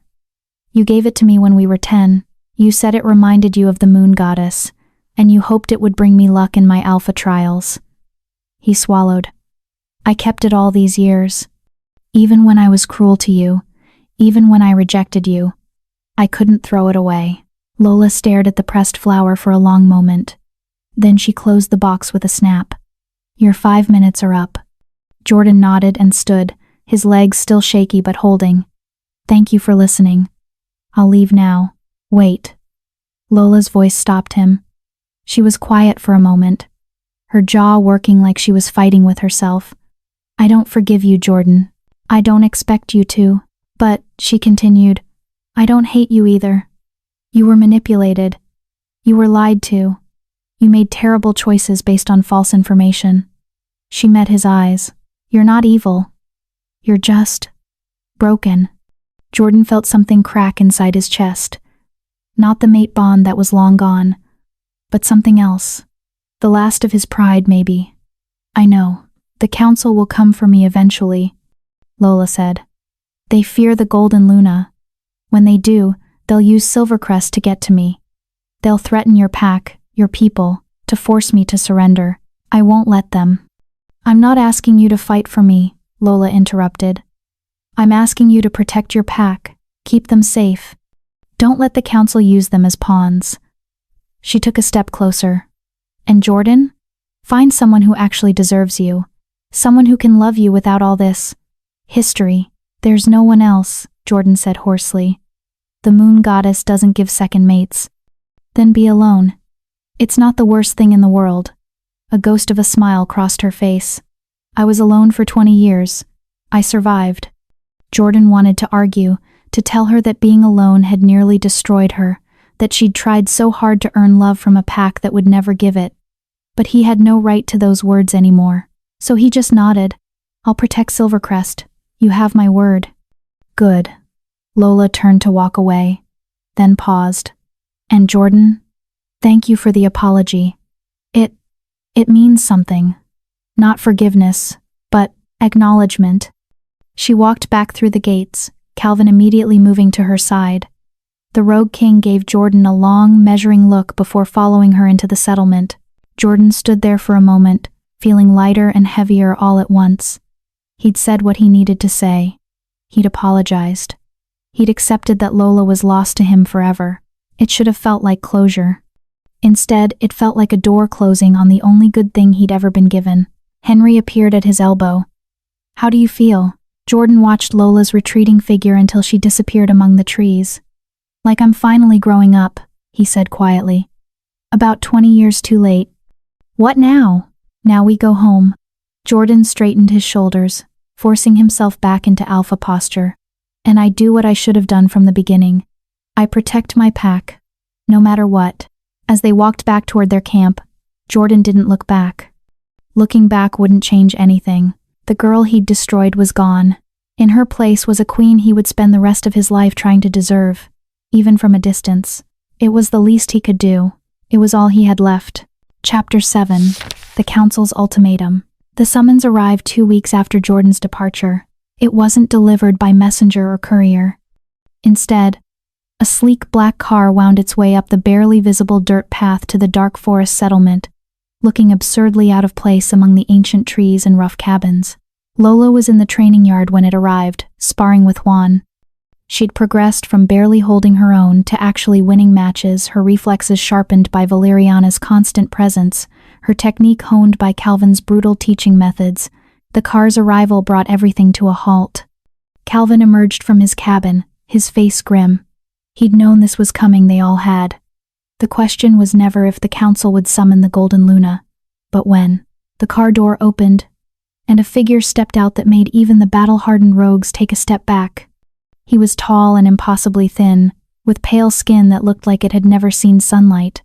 His hair was white blonde and hung past his shoulders, but it was his eyes that were truly unsettling. They were completely silver, without pupils, reflecting everything around them like mirrors. "High Elf," Calvin muttered, moving to Lola's side. "Ancient keeper of the supernatural accords. They only send these when it's serious." The elf walked with fluid, inhuman grace, stopping at the edge of the training yard. When he spoke, his voice had a musical quality that was both beautiful and deeply wrong. "I bring summons from the High Council of Supernatural Affairs." He pulled out a sealed letter, the wax stamp glowing with faint blue light. "The entity known as Valeriana and her vessel Lola Richardson are hereby commanded to appear before the council in 3 days' time. Failure to comply will result in immediate sanctions against this settlement and all who reside within." Calvin's hand moved to the sword at his hip. "You're threatening my people?" The elf's silver eyes fixed on him without emotion. "I am delivering a message. The council's patience has limits, Rogue King. The return of a Golden Luna disrupts the carefully maintained balance of power. She must be evaluated, her intentions assessed, and her placement determined." "Placement?" Lola stepped forward, Valeriana growling in her mind. "I'm not a weapon to be assigned. That remains to be determined." The elf held out the letter. "The hearing is in 3 days at the Citadel. Come willingly, or force will be used." His gaze swept the settlement. "Your rogues number 300. The council commands 50,000 wolves across 20 territories. Choose wisely." He placed the letter on the ground, returned to his car, and drove away without another word. The silence that followed was suffocating. Calvin picked up the letter, breaking the seal. His face darkened as he read. "It's worse than I thought." "How bad?" Lola asked. "They're not just summoning you for evaluation. They've already prepared options for your placement." He read from the letter. "Option 1. Return to Silvercrest and complete the mate bond with Jordan McBride under council supervision. Option 2. Select an approved mate from a list of 5 alpha bloodlines they've chosen. Option 3. Submit to containment in the Citadel for study and controlled breeding." The training yard erupted into angry shouts. "They want to breed her like livestock? That's barbaric. We should kill the council." "Enough." Calvin's alpha command cut through the chaos. The rogues fell silent. He looked at Lola, his storm-gray eyes intense. "This is what I warned you about. The council fears power they can't control. They'll dress it up in pretty language about balance and tradition, but what they really want is to collar you." Lola felt Valeriana surge forward, rage making her eyes flash gold. "They can try. They will try," Calvin said grimly. "And if we don't play this smart, they'll wipe out this settlement as a warning to others. 300 rogues against 50,000 wolves, we'd last maybe an hour. So what do we do?" Juan asked. "We can't just let them cage her." Calvin was quiet for a long moment, his jaw working. Then he looked at Lola with an expression she couldn't quite read. "We give them what they want. Sort of." What do you mean?" "The council wants you paired with an approved bloodline. Someone they can control through you. Calvin's hand moved to his sword hilt, not threateningly, but like a nervous habit. So we give you a mate, just not one of theirs. Understanding crashed over Lola like a wave. You're suggesting a political bonding. Not a mate bond, those can't be forced, but a formal alliance bond. Calvin's voice was carefully neutral. You claim me as your chosen partner. I claim you as mine. It's not the same as the moon goddess's blessing, but in the eyes of supernatural law, it's binding. You'd do that? Lola breathed. Tie yourself to me politically? That would make you a target too. I've been a target my whole life. Calvin's scarred face split into that terrifying smile. Besides, I'm tired of the council deciding who deserves power and who doesn't. If having the Golden Luna as my partner means I can finally tear down their corrupt system, well, that's a bonus. This isn't a joke, Calvin. They'll try to kill you. Let them try. He took a step closer, lowering his voice so only she could hear. But I need to know something first. Can you stand the thought of being bound to me, even politically? Even temporarily? Because once we do this, there's no taking it back without severe consequences. Lola looked at him. Really looked at him. Calvin Benjamin. The Rogue King. The man who'd given her shelter when she had nowhere to go. Who'd trained her to fight. Who'd treated her like a person instead of a goddess or a weapon. Who'd sat with her by the fire and listened to her talk about her fears without judgment. He's asking if we trust him, Valeriana said softly. Not if we love him. If we trust him, do we? Yes. Lola met Calvin's eyes. I can stand it. The question is, can you? I'm not easy to deal with. I have a giant golden wolf in my head who has opinions about everything. I'm still learning combat. I wake up screaming sometimes from nightmares about the execution. And Calvin placed a finger gently against her lips, silencing her. You're the strongest person I've ever met. Your wolf is magnificent. You're a fast learner who never complains about training. And your nightmares are valid, anyone would have them after what you went through. He lowered his hand. I'm not asking you to be perfect, Lola. I'm asking you to let me stand beside you while you burn the world down. Something warm unfurled in Lola's chest. That's the most romantic thing anyone's ever said to me. I aim to please. There's one problem, though. Juan interrupted, making them both jump. They'd forgotten the entire training yard was watching. A political bonding requires the consent of both parties' pack alphas. Lola doesn't have a pack alpha anymore, and Calvin. He trailed off meaningfully. I'm in exile, Calvin finished. I have no pack to negotiate with. Actually, a new voice said from the edge of the clearing. That's not entirely true. Everyone turned. Jordan McBride stood at the settlement entrance, flanked by Henry and 3 other Silvercrest warriors. He looked better than he had 2 weeks ago, clean, fed, rested, but there was something different about him. His posture was less arrogant. His eyes more cautious. What are you doing here? Lola demanded. Jordan raised his hands in a peace gesture. I came to warn you. The council contacted Silvercrest yesterday. They want me to testify at your hearing to confirm that you're unstable and dangerous, that you attacked pack members unprovoked. And you're going to do it? Calvin's hand was on his sword now, his voice deadly quiet. No. Jordan stepped forward alone, leaving his warriors behind. I'm going to testify that you're the victim of a massive conspiracy, that my pack wronged you, that you showed remarkable restraint by not slaughtering us all when you had the power to do so. He looked at Lola. I'm going to tell them the truth. All of it. Why? Lola asked suspiciously. What do you get out of this? Nothing. I'm doing it because it's right. Jordan took a breath. But there's more. I overheard Calvin's plan. The political bonding. He turned to Calvin. You need Pack Alpha approval. I can give you that. I'm not a member of Silvercrest anymore, Lola said flatly. No. But I can formally acknowledge the bonding as the Alpha whose former pack member you were. It's a technicality, but it satisfies the legal requirement. Jordan's expression was pained. I know you don't trust me. I know I don't deserve your trust. But let me do this one thing to help fix what I broke. Calvin and Lola exchanged a long look. He's sincere, Valeriana said. I can feel it. He genuinely wants to help, even if it means watching you bond with another male. That must be killing him. Yes. Which is why he means it. Fine, Lola said finally. But if this is a trick, it's not. Jordan pulled out a rolled parchment from his jacket. I already had the documents drawn up. I just need both of your signatures, and mine as witness and authorizing Alpha. Calvin took the parchment, reading it carefully. His eyebrows rose. This is thorough. You really thought this through. I have a good lawyer. Jordan managed a weak smile. And a lot of motivation to make sure Lola stays free. For the next hour, they worked out the details. The political bonding ceremony would take place that evening. They needed it finalized before appearing at the Citadel. Juan would oversee the ritual as Calvin's second. Jordan would serve as witness and authorizing Alpha. The entire rogue settlement would attend. It wasn't a mate bond. It wasn't love. It was strategy.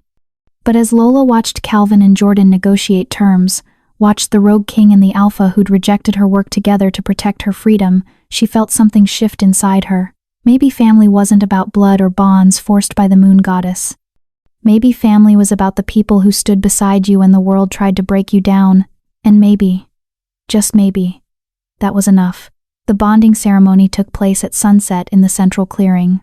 Someone had woven wildflowers into an arch, and torches lit the perimeter.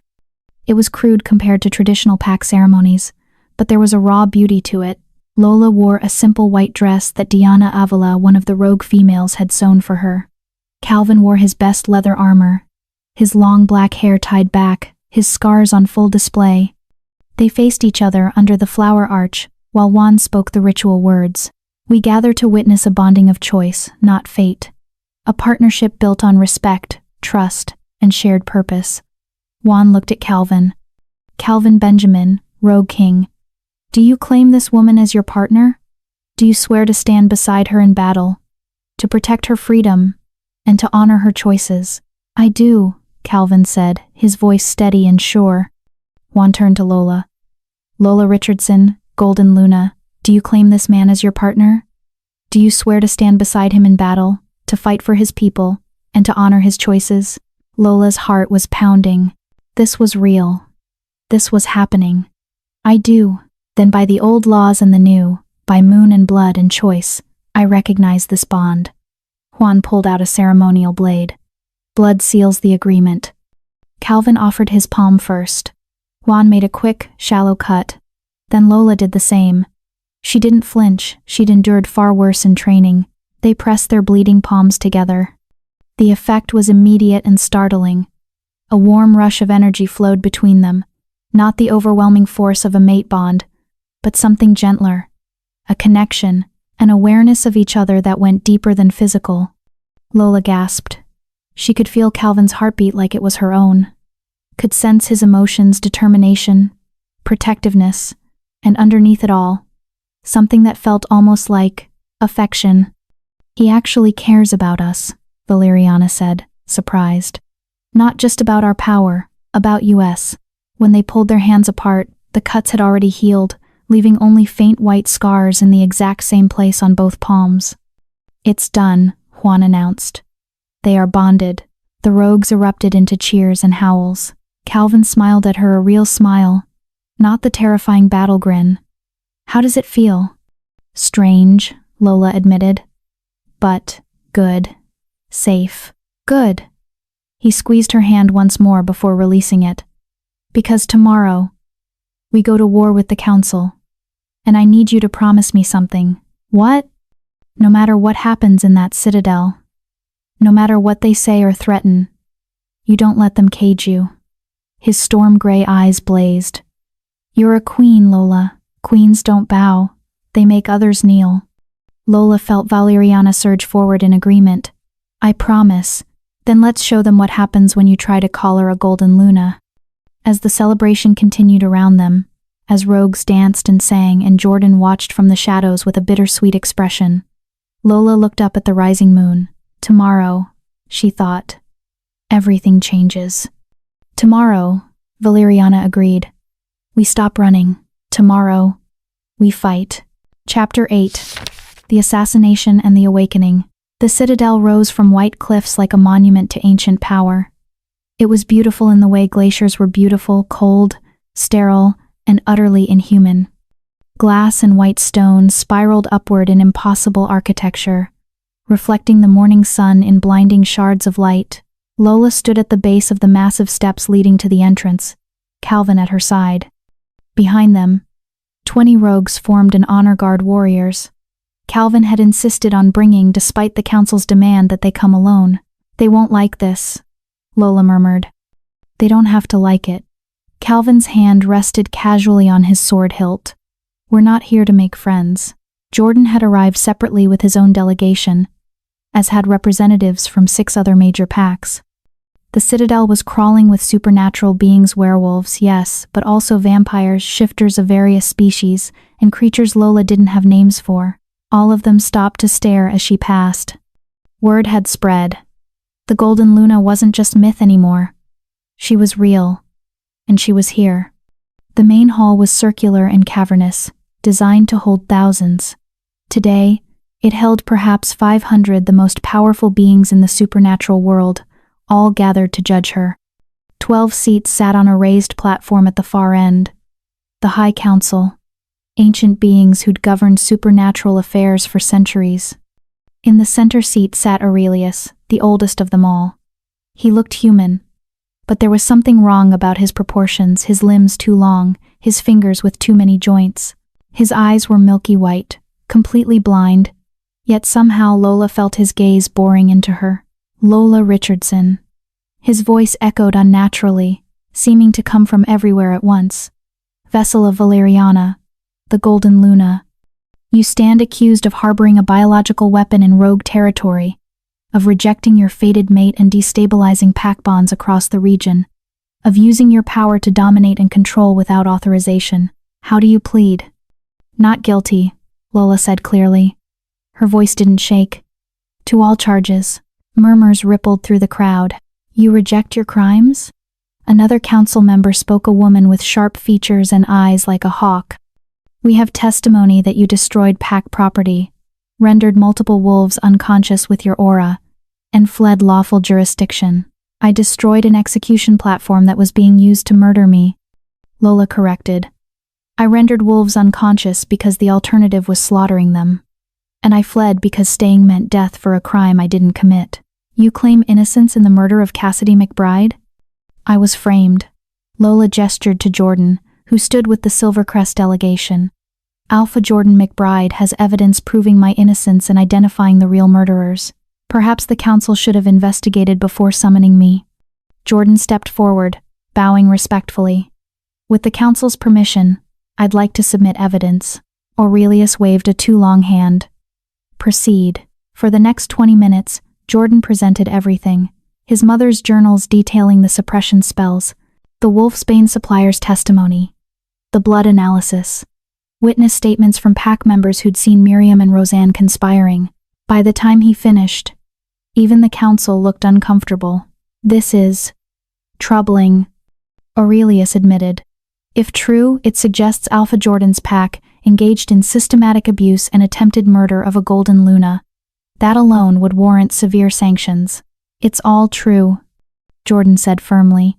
"I take full responsibility as the Alpha who allowed it to happen. But Lola Richardson is innocent of all charges.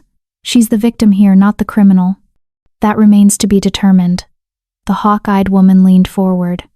"Even if innocent of murder, the fact remains that a Golden Luna exists. The last time one walked the earth, she started a war that killed thousands. We cannot allow such power to exist unchecked." "So you want to cage me," Lola said flatly. "Dress it up however you like. But that's what this is about. You're afraid of what I represent." "We are concerned about balance," Aurelius corrected. "The Golden Luna belongs to no single pack. She is a heritage asset." "I'm not an asset." Valeriana surged forward, making Lola's eyes flash gold. "I'm a person, and I won't be treated like property." The temperature in the hall dropped as her power radiated outward. Wolves throughout the crowd whimpered, their necks bending involuntarily. "Control yourself," Aurelius commanded. but there was a thread of fear in his voice now. Calvin stepped forward, placing a hand on Lola's shoulder. The touch grounded her, helped her pull Valeriana back. The council seems to have forgotten something important. Lola Richardson is no longer unmated. She accepted a political bond with me 2 days ago, witnessed and authorized by Alpha Jordan McBride. The hall erupted into chaos. A political bond with a rogue? That's not legitimate. The paperwork is all in order, Calvin said calmly, producing documents. Signed, sealed, and registered with the Supernatural Registry Office. Lola Richardson is formally bonded to me. Any attempt to force her into another pairing is now illegal under your own laws. Aurelius snatched the documents with a too-quick movement, his milky eyes somehow scanning them, his face twisted. This is technically legal, but highly irregular. Irregular but binding, Calvin said. So unless the council wants to invalidate its own laws, Lola stays with me, in my territory, under my protection. The hawk-eyed woman stood abruptly. This is unacceptable. A golden Luna cannot be allowed to remain with rogues. The destabilization is your problem, not ours, Lola interrupted. You want stability? Stop exiling wolves for petty crimes. Stop forcing mate bonds for political gain. Stop treating power like something to be hoarded and controlled. Her eyes blazed. I didn't ask to be a golden Luna. But now that I am, I'm going to use that power to protect people like me. The rejects. The powerless. The ones your perfect system grinds into dust. You dare threaten this council? I'm not threatening. I'm promising. Lola took a step forward. Leave us alone. Let the rogues live in peace. Or discover firsthand why Golden Lunas ended wars. The silence was absolute. Then Aurelius spoke. His voice like grinding stone. You are dismissed. All of you. The council will deliberate and issue our decision by sunset. They were given quarters in the citadel to wait luxurious rooms that felt more like cages. Calvin posted guards at the doors, not trusting the council's hospitality. Lola stood at the window, watching the sun arc across the sky. Hours passed. The tension was suffocating. They're going to rule against us, she said quietly. Calvin, sharpening his sword in the corner, didn't disagree. Probably. The question is what they'll try to do about it. Calvin, Lola turned to face him. If this goes badly, if they attack, you should run. Take your rogues and disappear. I can hold them off long enough for you to. No, Calvin. I said no. He set down his sword and crossed to her. We're bonded now. Not by fate, but by choice. That means when you fight, I fight. When you run, I run. And when you stand your ground, he smiled that terrifying smile. I stand with you. Before Lola could respond, the door burst open. Juan stumbled in, blood streaming from a gash on his forehead. They're attacking the rogues. The council sent enforcers, 50 of them. They're slaughtering everyone in the courtyard. Calvin's face went cold. He grabbed his sword. How many of ours? 20. We're outnumbered. They're Calvin. They're not trying to arrest them. They're trying to kill them. Then we end this now. Calvin turned to Lola. Can you fight? Just try to stop me. They ran through the corridors, following the sounds of battle. The citadel's pristine white walls were splattered with blood now. Bodies, both rogues and enforcers, littered the floor. They burst into the courtyard to find carnage. The enforcers were elite warriors, heavily armored and coordinated. They'd surrounded the rogues, cutting them off from escape. Tomas fought like a berserker, taking 3 enforcers with him, but he was bleeding from a dozen wounds. Juan's rogues were falling one by one, overwhelmed by superior numbers and equipment. Enough! Calvin's roar echoed across the courtyard. His alpha command hit the enforcers like a physical force, staggering them. The head enforcer, a scarred brute with silver bands around his arms, sneered. The Rogue King. The council sends their regards. He gestured, and 10 enforcers peeled off to engage Calvin. Calvin met them with brutal efficiency. His sword was a blur, parrying and striking with lethal precision. He moved like water, like smoke, like death itself, but there were too many. Lola started to shift, to release Valeriana, but Calvin's voice cut through her mind via their new bond. No.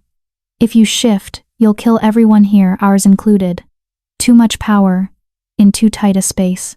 Then what do I? A blade erupted from Calvin's chest. Time stopped. The enforcer behind him, a coward who'd struck from behind while Calvin was engaged with others, twisted the silver blade with a cruel smile. Calvin's sword fell from his fingers. He dropped to his knees, blood pouring from the wound. No. Lola's scream could have shattered glass. Everything happened in slow motion. She was running toward him, but she was too far. The enforcer raised his blade for a killing blow. Calvin looked up, his storm-gray eyes finding hers one last time. I don't regret it, his voice whispered through their bond. Any of it. The blade fell, and something inside Lola broke. Not broke like shattering. Broke like a dam bursting. Broke like chains snapping. Broke like a phoenix igniting. Power exploded from her in a shockwave that threw everyone, friend and foe alike, back 20 feet. The courtyard stones cracked. Windows shattered. The air itself seemed to catch fire with golden light. Lola didn't shift. She didn't need to. Her eyes blazed pure gold, so bright they hurt to look at. Her hair lifted in an invisible wind. Her hands glowed like she was holding stars. She raised one hand toward Calvin's collapsed form. Golden light poured from her fingers into his wound. But this wasn't just healing. This was something else entirely. Something primal and ancient and forbidden. Golden Luna blood is legend, Valeriana whispered, taking over completely. Let's make a new legend. Lola bit her wrist until blood flowed, then pressed it to Calvin's lips. Drink, she commanded. Calvin's eyes fluttered open. On pure instinct, he drank. The effect was instant and catastrophic. The wound in his chest sealed as if it had never been. His eyes, storm gray a moment before, flickered and changed. Silver bled through, marking him forever as touched by the Golden Luna's power. But more than that, the bond between them, that political thing they'd created 2 days ago, suddenly caught fire and transformed into something else. Something stronger. Not a mate bond given by the moon goddess, but a bond forged by choice and sealed in blood and desperation. A true bond. Calvin gasped as it snapped into place.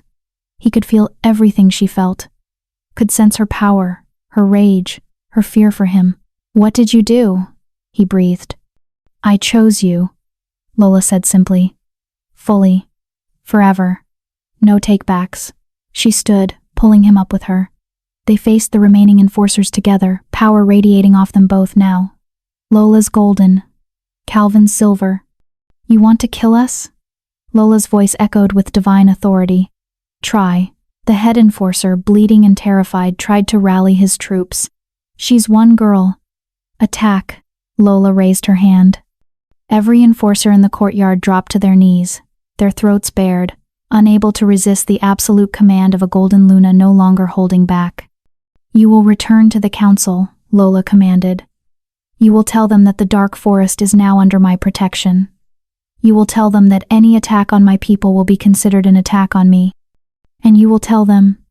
She smiled, and it was Calvin's terrifying smile reflected back, that if they send assassins again, I will come to the citadel and burn it to the ground. You can't threaten. I'm not threatening. I'm promising. The enforcers fled. Lola turned to Calvin, her hands shaking now that the adrenaline was fading. Are you okay? I'm alive, thanks to you. He touched his chest where the wound had been. Not even a scar. Then he looked at his hands, they still glowed faintly silver. What? What am I now? Mine, Lola said. If you'll have me. Calvin laughed, pulling her into a fierce kiss. It was nothing like the tentative, fearful girl who'd knelt at an execution block. This was a queen claiming her king. When they pulled apart, the rogues were cheering. Juan, battered but alive, grinned through his blood and bruises. Does this mean we get to burn down the council? Eventually, Calvin promised. But first we go home. They left the citadel with their heads high, carrying their wounded, having made their message clear. The Golden Luna would not be caged, and anyone who tried would learn why legends were feared. Chapter 9. The Golden Rain. The council's official response came 3 days after the Citadel incident. It wasn't the war Calvin had expected.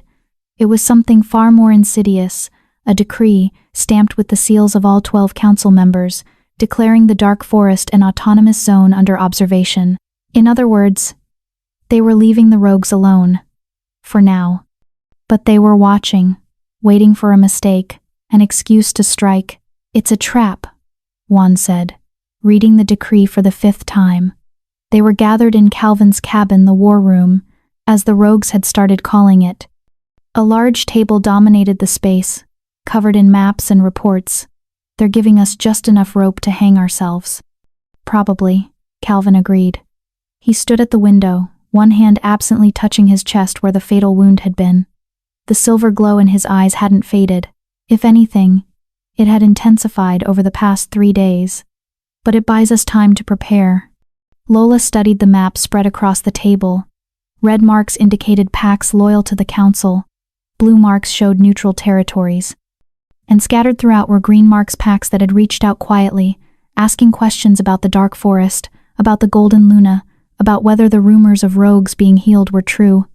"We're getting requests," she said quietly. "Exiles from 7 different packs asking for sanctuary. Omegas who've been abused. Wolves who committed crimes like loving the wrong person or questioning their alpha's orders." She looked up at Calvin. "What do we tell them?" "We tell them yes," Calvin said immediately. "That's the whole point. We build something better than what the council offers. We can't take everyone," Juan argued. "We barely have resources for 300. How do we feed, house, and protect 3,000, or 10,000, or CZZ? We expand." Calvin turned from the window, his silver eyes blazing with purpose. "We stop hiding in the forest like criminals and start building a real kingdom. Agriculture, infrastructure, trade. Everything the council says rogues are too broken to achieve. That will provoke them," Lola warned. "Good. I'm done being reactive." Calvin moved to the table, placing his hands on the map. "For 10 years I've been playing defense, saving rogues one at a time, keeping them stable enough to survive. But survival isn't living. It's time we built something worth fighting for." Over the next 3 months, the Dark Forest transformed. The first major change was housing. The crude cabins were expanded and reinforced. Skilled rogues, carpenters, stonemasons, craftsmen who'd been exiled for petty crimes were given free rein to design and build. A proper infirmary was established, with Ruth Conrad, yes, that Ruth Conrad who'd shown up one night with tear-stained cheeks and a formal apology leading the healing efforts. She'd been exiled from Silvercrest after testifying honestly about Miriam's crimes. Jordan had tried to protect her, but the council had demanded a scapegoat. "I'm so sorry," Ruth had sobbed when she arrived. "I knew something was wrong. I should have investigated deeper. I should have questioned." Lola had stopped her with a hand on her shoulder. "You testified honestly in the end. That took courage. You're welcome here." Now Ruth ran the infirmary with ruthless efficiency, training younger wolves in healing arts the council usually restricted to approved practitioners. Agriculture came next. Cleared land was planted with crops. Hunting parties brought in game to be preserved. A smokehouse was built, then a granary, then a mill. The rogues weren't just surviving anymore. They were thriving, and word spread. By the end of the 3rd month, the population had swelled to 800. Exiles, abuse victims, and political refugees flooded in daily. Each one told stories of corrupt alphas, rigged trials, and pack hierarchies that crushed anyone different. Each one was welcomed, but with growth came new challenges. "We need formal structure," Juan argued during a council meeting. Yes, they had councils now, with representatives from different groups within the settlement. "Right now, everything runs through you and Calvin. But if you're both killed, if you're captured, everything collapses." "He's right," Tommy Blake added. The former rogue had become head of security, organizing patrols and training programs. "We need succession plans, laws, consequences for rule-breaking that don't rely on Calvin's personal judgment." Calvin looked at Lola across the table. Through their bond, she felt his reluctance. He'd always been a lone wolf, making decisions by instinct rather than committee. "We have to let go," she sent through their bond. This is bigger than us now. I know. Doesn't mean I have to like it. You don't have to like it. You just have to do it, he sighed. Fine. 1. Start drafting a legal code. Tommy. Work with him on enforcement structures. Ruth. We need education programs, not just healing, but reading, mathematics, everything the council restricts. If we're building a kingdom, we build it on knowledge, not ignorance. The meeting continued for hours, plans building on plans. By the time it ended, Lola's head was spinning. She found herself walking to the cliff edge behind Calvin's cabin, their cabin now, though they still maintained separate sleeping areas. The bond between them was powerful, but they'd agreed to let the relationship develop naturally rather than forcing intimacy. Quite the view. Lola turned to find Jordan approaching slowly, hands visible and empty. He'd been visiting regularly since the Citadel incident, bringing supplies and information about council movements. Silvercrest had formally allied with the Dark Forest, a relationship that had cost Jordan politically but which he maintained stubbornly. What brings you here? Lola asked, not unkindly. Jordan stopped a respectful distance away. I wanted to check on you. The council's been quiet, which makes me nervous. Me too. They stood in companionable silence for a moment. The awkwardness between them had faded over the months, replaced by something like friendship, or at least mutual respect. You're happy here, Jordan observed. It wasn't a question. I am. With him. Still not a question. Calvin. Lola glanced at him. The golden scar on Jordan's chest, the unworthy mark, had faded slightly, but it would never fully disappear. A permanent reminder of his mistakes. Yes, she said simply. With him. Jordan nodded slowly. Good. That's good. He meant it, even though the words clearly cost him. He's better for you than I ever was. He sees you, not just your power or your wolf, or what you represent. He sees Lola. Jordan. Let me finish. He turned to face her fully.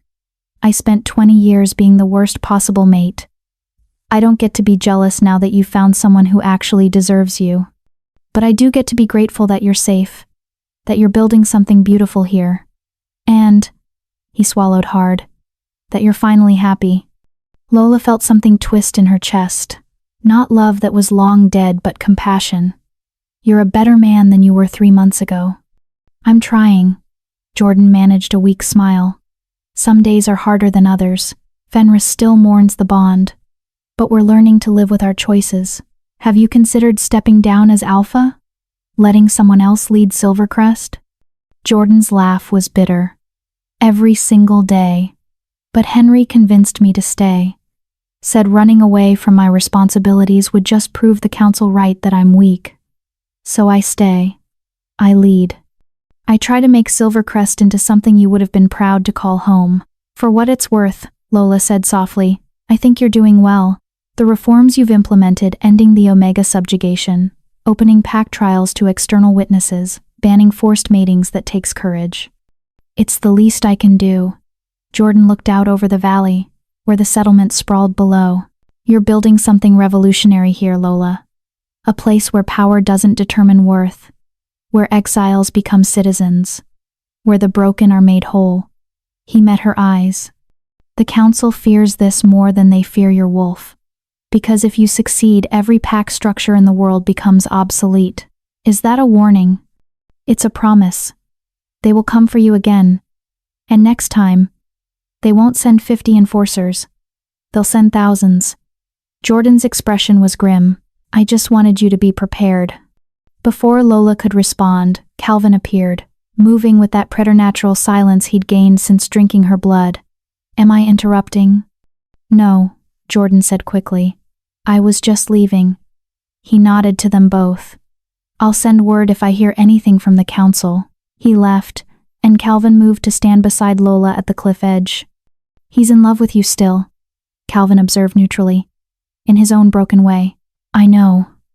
But it doesn't matter. That ship sailed and sank. Lola leaned into Calvin's side. Besides, I'm exactly where I want to be. Calvin wrapped an arm around her shoulders. Even knowing what's coming, Jordan's right, the council will attack again. And next time, they'll bring overwhelming force. Then we'll be ready. Lola looked up at him. We've got 800 fighters now. More arriving daily. Ruth's training healers. Tommy's training warriors. Juan's organizing supply lines. We're not just a settlement anymore, Calvin. We're becoming an army. An army needs a general. It has two. Lola smiled. A rogue king and a golden Luna. I like our odds. Calvin laughed, pulling her closer. Your optimism is terrifying. Good. Let them be terrified for once.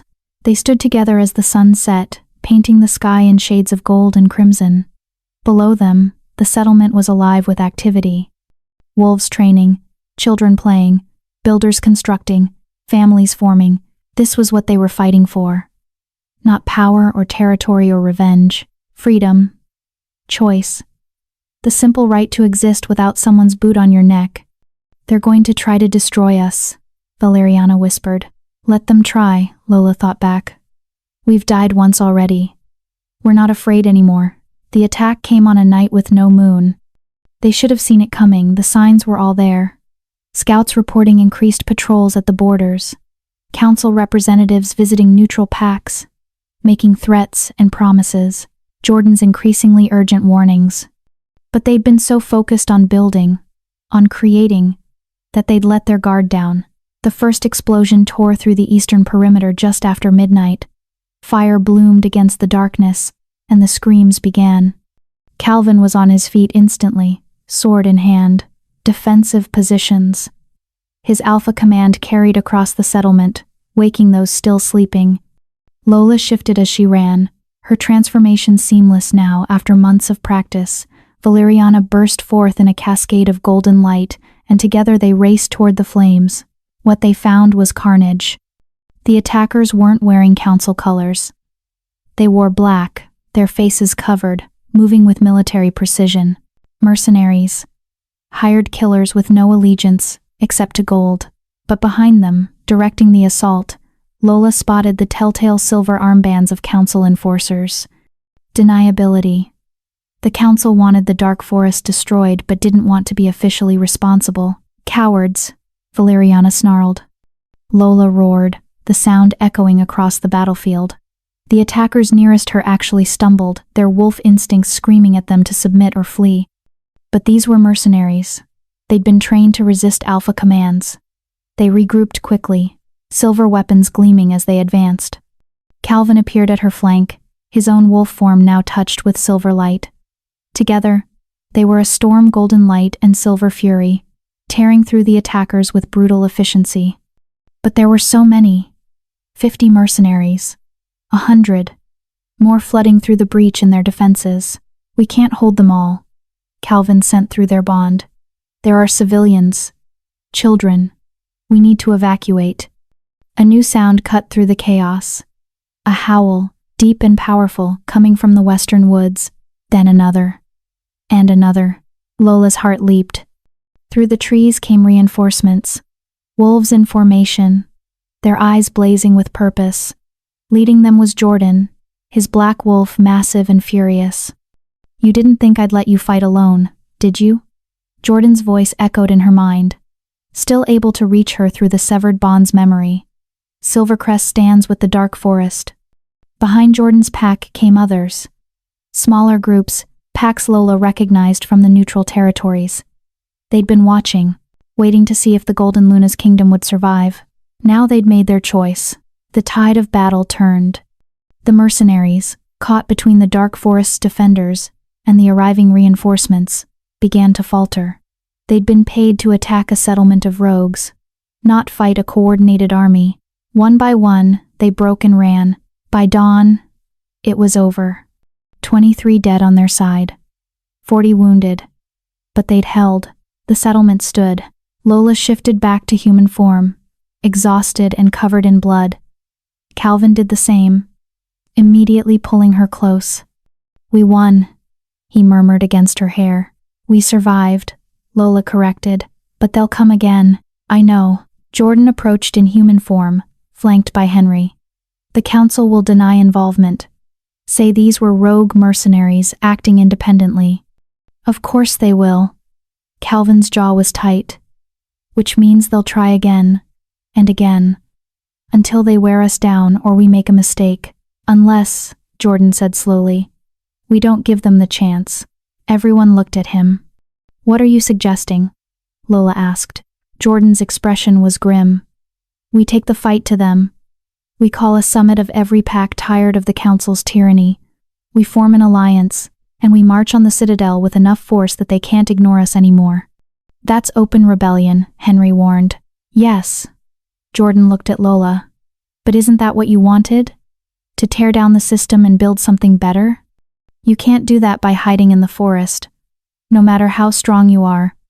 You need to be seen. You need to lead. Lola looked at Calvin. Through their bond, she felt his mixture of fear and exhilaration.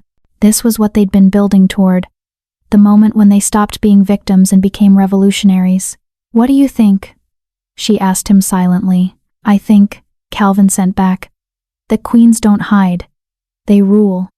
Lola turned to face the assembled fighters, her people, her family. Spread the word, she commanded, her voice carrying across the settlement. In 1 month we hold a summit here. Every pack that suffered under the council's rule. Every exile, every victim, every wolf tired of bowing to corrupt authority. Her eyes blazed gold. We're done asking for permission to exist. It's time we took our freedom. The roar that greeted her words could have shaken mountains. The Golden Luna had declared war, and the supernatural world would never be the same. Chapter 10. Coronation of Fire. The summit was scheduled for the winter solstice, exactly 1 month after the mercenary attack. In that month, the dark forest settlement transformed yet again. What had been a refugee camp for rogues became something else entirely, a rallying point. A symbol, the physical manifestation of an idea that had been festering in the supernatural world for centuries. What if we could choose our own leaders? What if power served the people instead of controlling them? They came in droves. Small packs from the borderlands, tired of paying tribute to distant alphas who gave nothing in return. Omega groups who'd banded together after fleeing abusive hierarchies. Individual wolves who'd been exiled for crimes like disrespecting authority or questioning tradition. By the time the solstice arrived, over 3,000 wolves had gathered in and around the dark forest. 3,000 voices demanding change. The council, predictably, issued a decree declaring the summit illegal, and anyone attending to be in violation of supernatural law. They threatened sanctions, exile, even execution. Nobody cared. The night of the solstice, a massive bonfire blazed in the valley where Lola had first met the rogues months ago. It seemed fitting, this place where she'd first learned that broken things could heal, that outcasts could become family. Lola stood on a raised platform Calvin's people had built, looking out at the sea of faces illuminated by firelight. So many stories. So much pain. So much hope.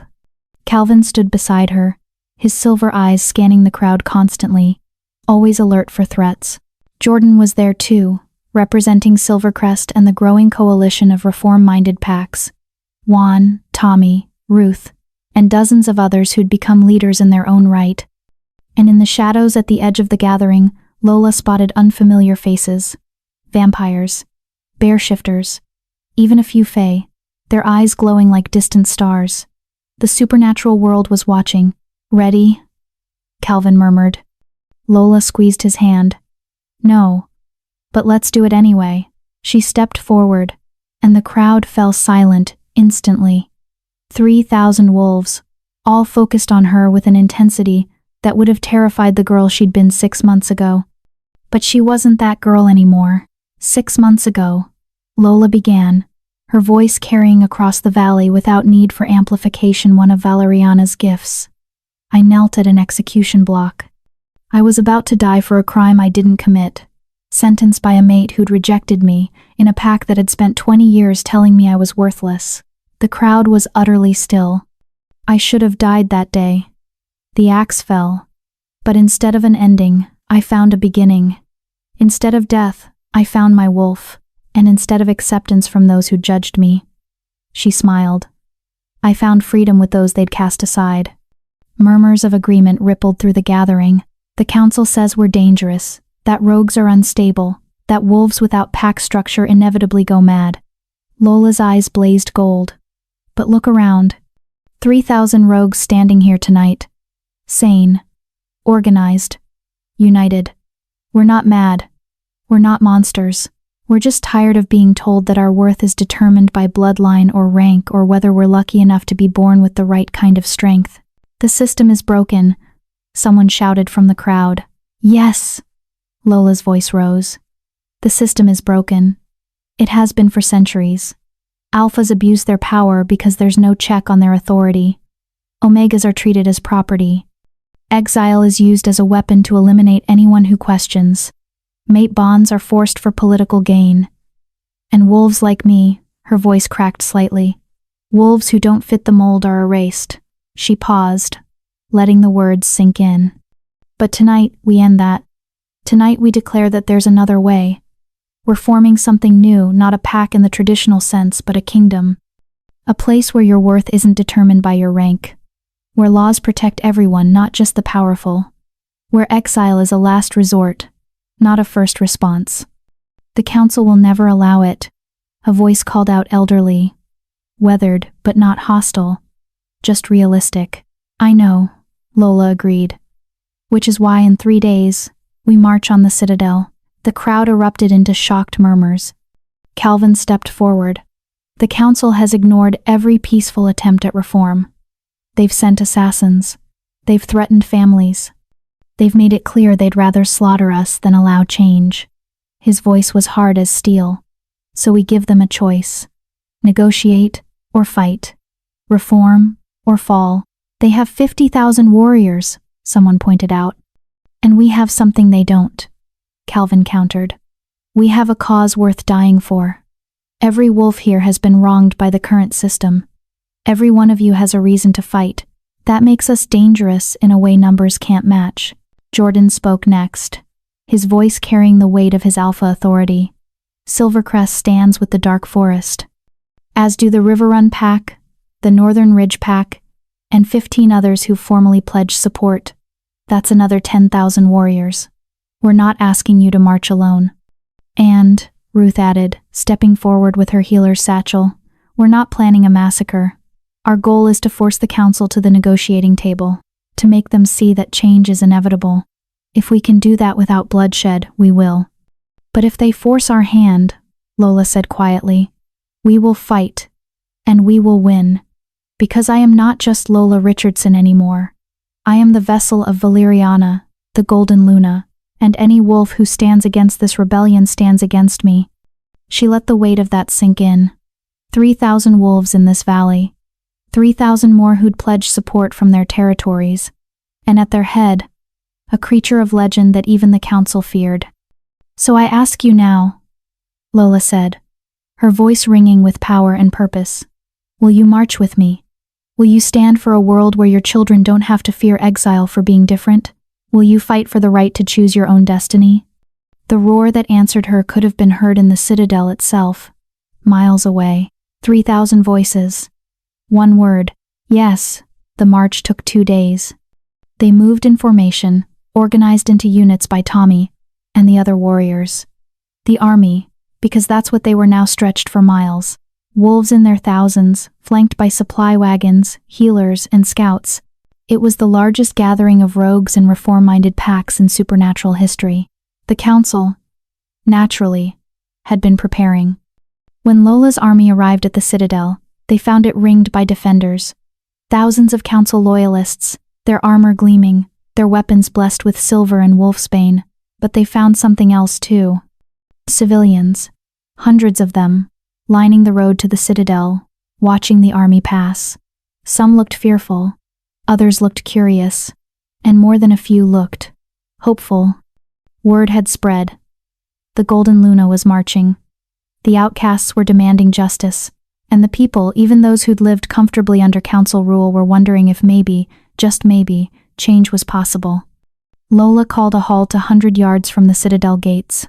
The army spread out behind her, a sea of determined faces and raised banners. From the citadel walls, Aurelius appeared, flanked by the other council members, his milky white eyes somehow fixed on Lola despite his blindness. "Lola Richardson," his voice boomed.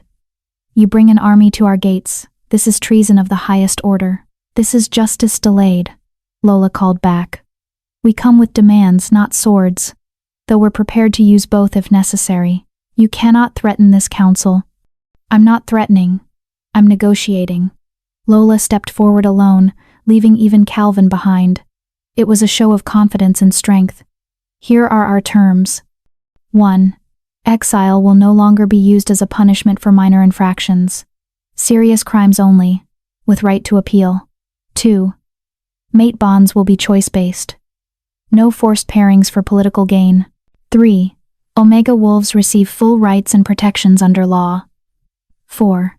Pack alphas who abuse their authority can be challenged and removed by their own people." The silence from the citadel was deafening. "These are not demands," Aurelius said finally.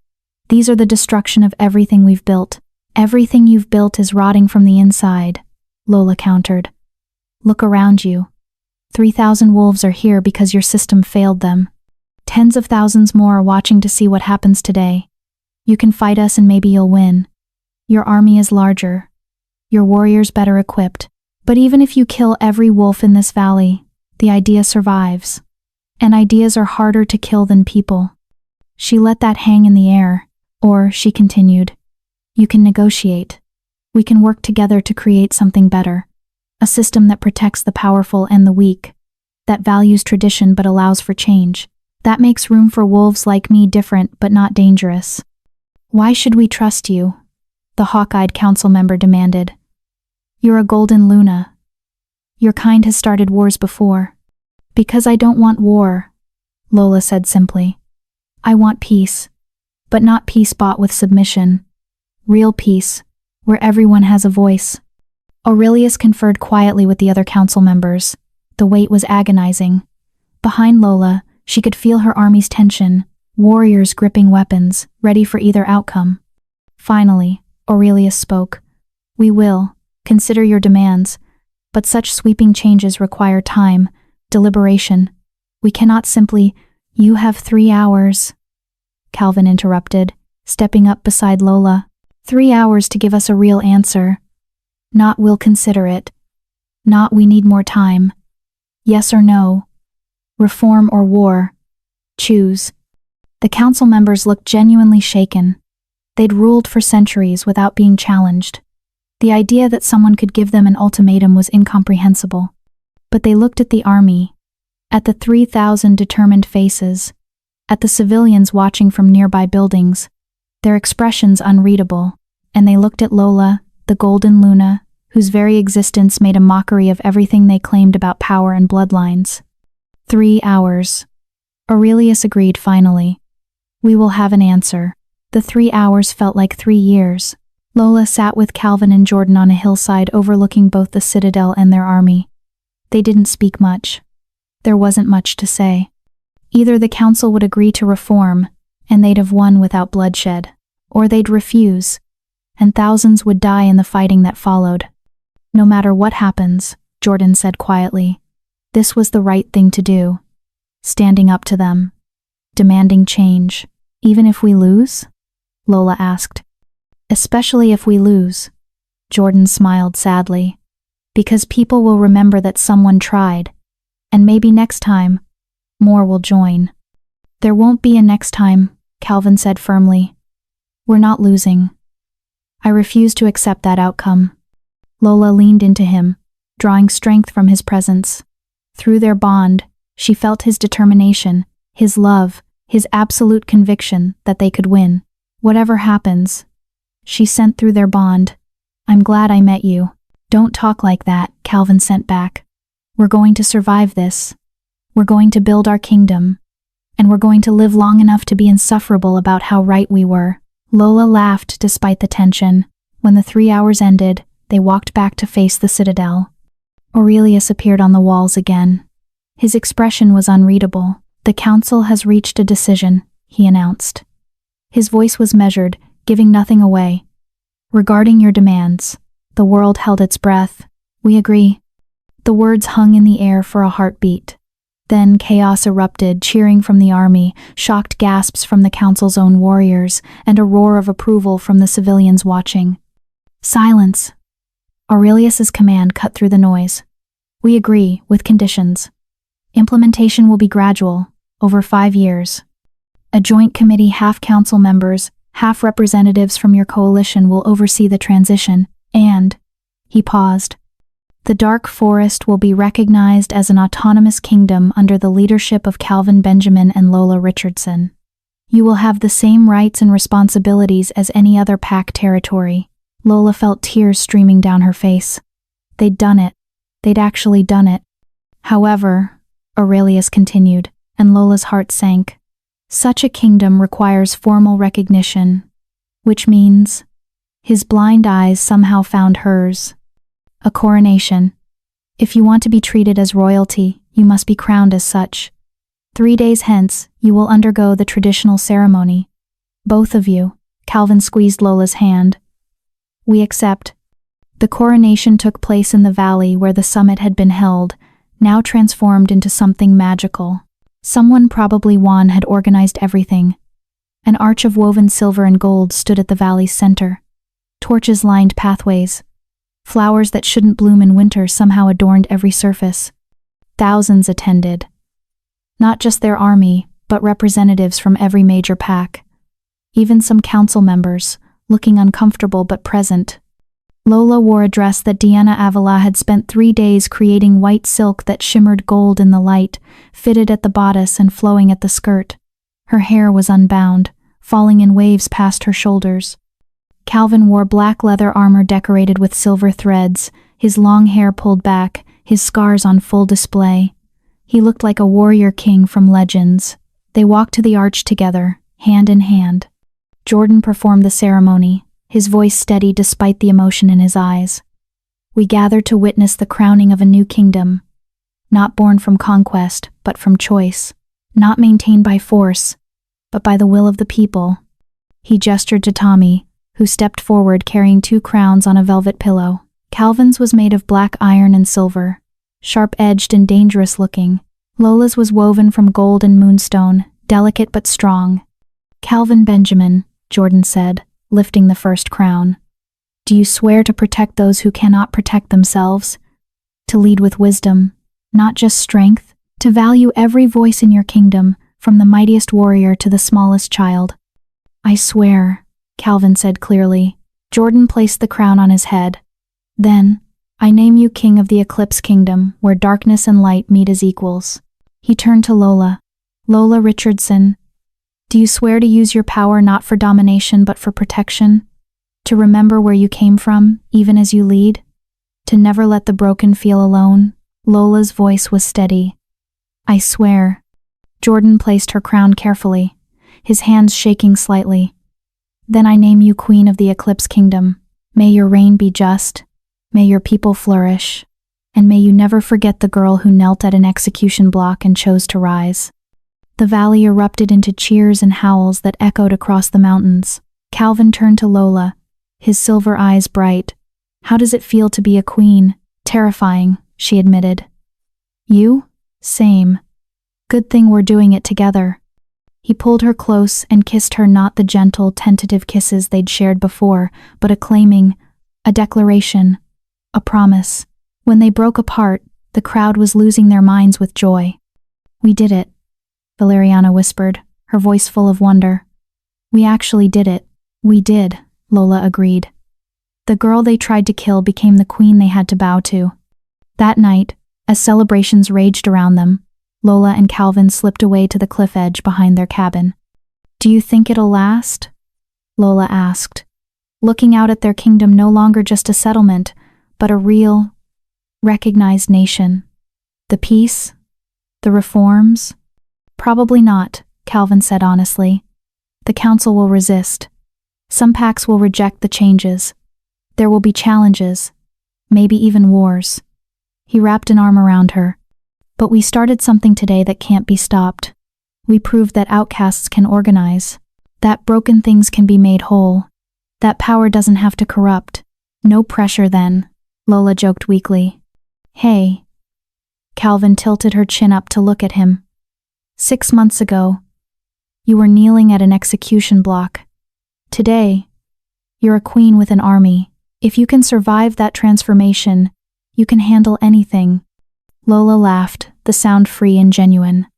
Fair point. They stood together as the stars came out, watching their people celebrate below. Wolves danced around the bonfire. Children played without fear. Exiles had become citizens. The worthless had become priceless. Jordan appeared one last time, approaching slowly. I'm heading back to Silvercrest in the morning. Thank you, Lola said sincerely. For everything. For believing me. For standing with us. For finally becoming the man I should have been 20 years ago? Jordan finished. He smiled, but it was tinged with sadness. I still love you, you know. Probably always will. But I love you enough to be happy that you're happy, even if it's not with me. Calvin, instead of bristling, extended his hand. You're welcome in our kingdom anytime, Jordan. As an ally. As a friend. Jordan shook his hand. Thank you. Both of you. He looked at Lola one last time. Rule well, my queen. Then he was gone, disappearing into the celebration. That was kind of you, Lola murmured, being gracious to him. He earned it, Calvin said. He made mistakes. He owned them. He helped fix them. That's all anyone can ask. Lola turned in his arms, looking up at the man who'd become her partner, her king, her choice. I love you. Calvin's breath caught. They'd danced around the words for months, the bond between them making them unnecessary, but hearing them out loud still mattered. I love you too, he whispered back.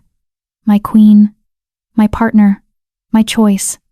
They kissed as the celebrations continued below, two broken people who'd found wholeness together, who'd turned exile into empire, who'd proven that true power came not from bloodlines or legends, but from standing up when the world tried to push you down.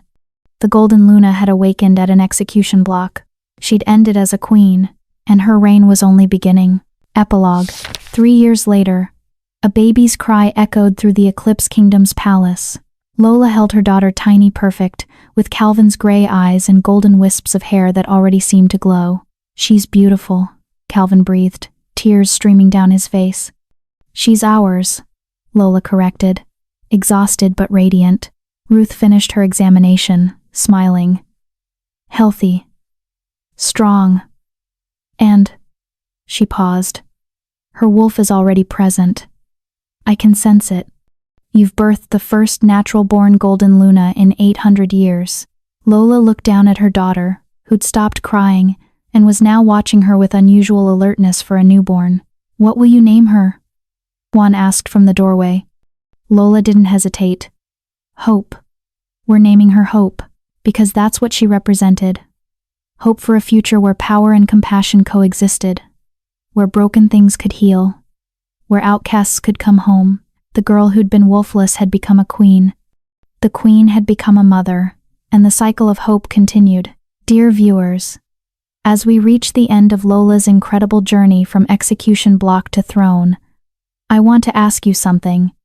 If you were in Jordan's position, realizing too late that you destroyed the most precious thing you'd ever been given, could you live with that regret? Or would you have fought harder to see the truth before it was too late?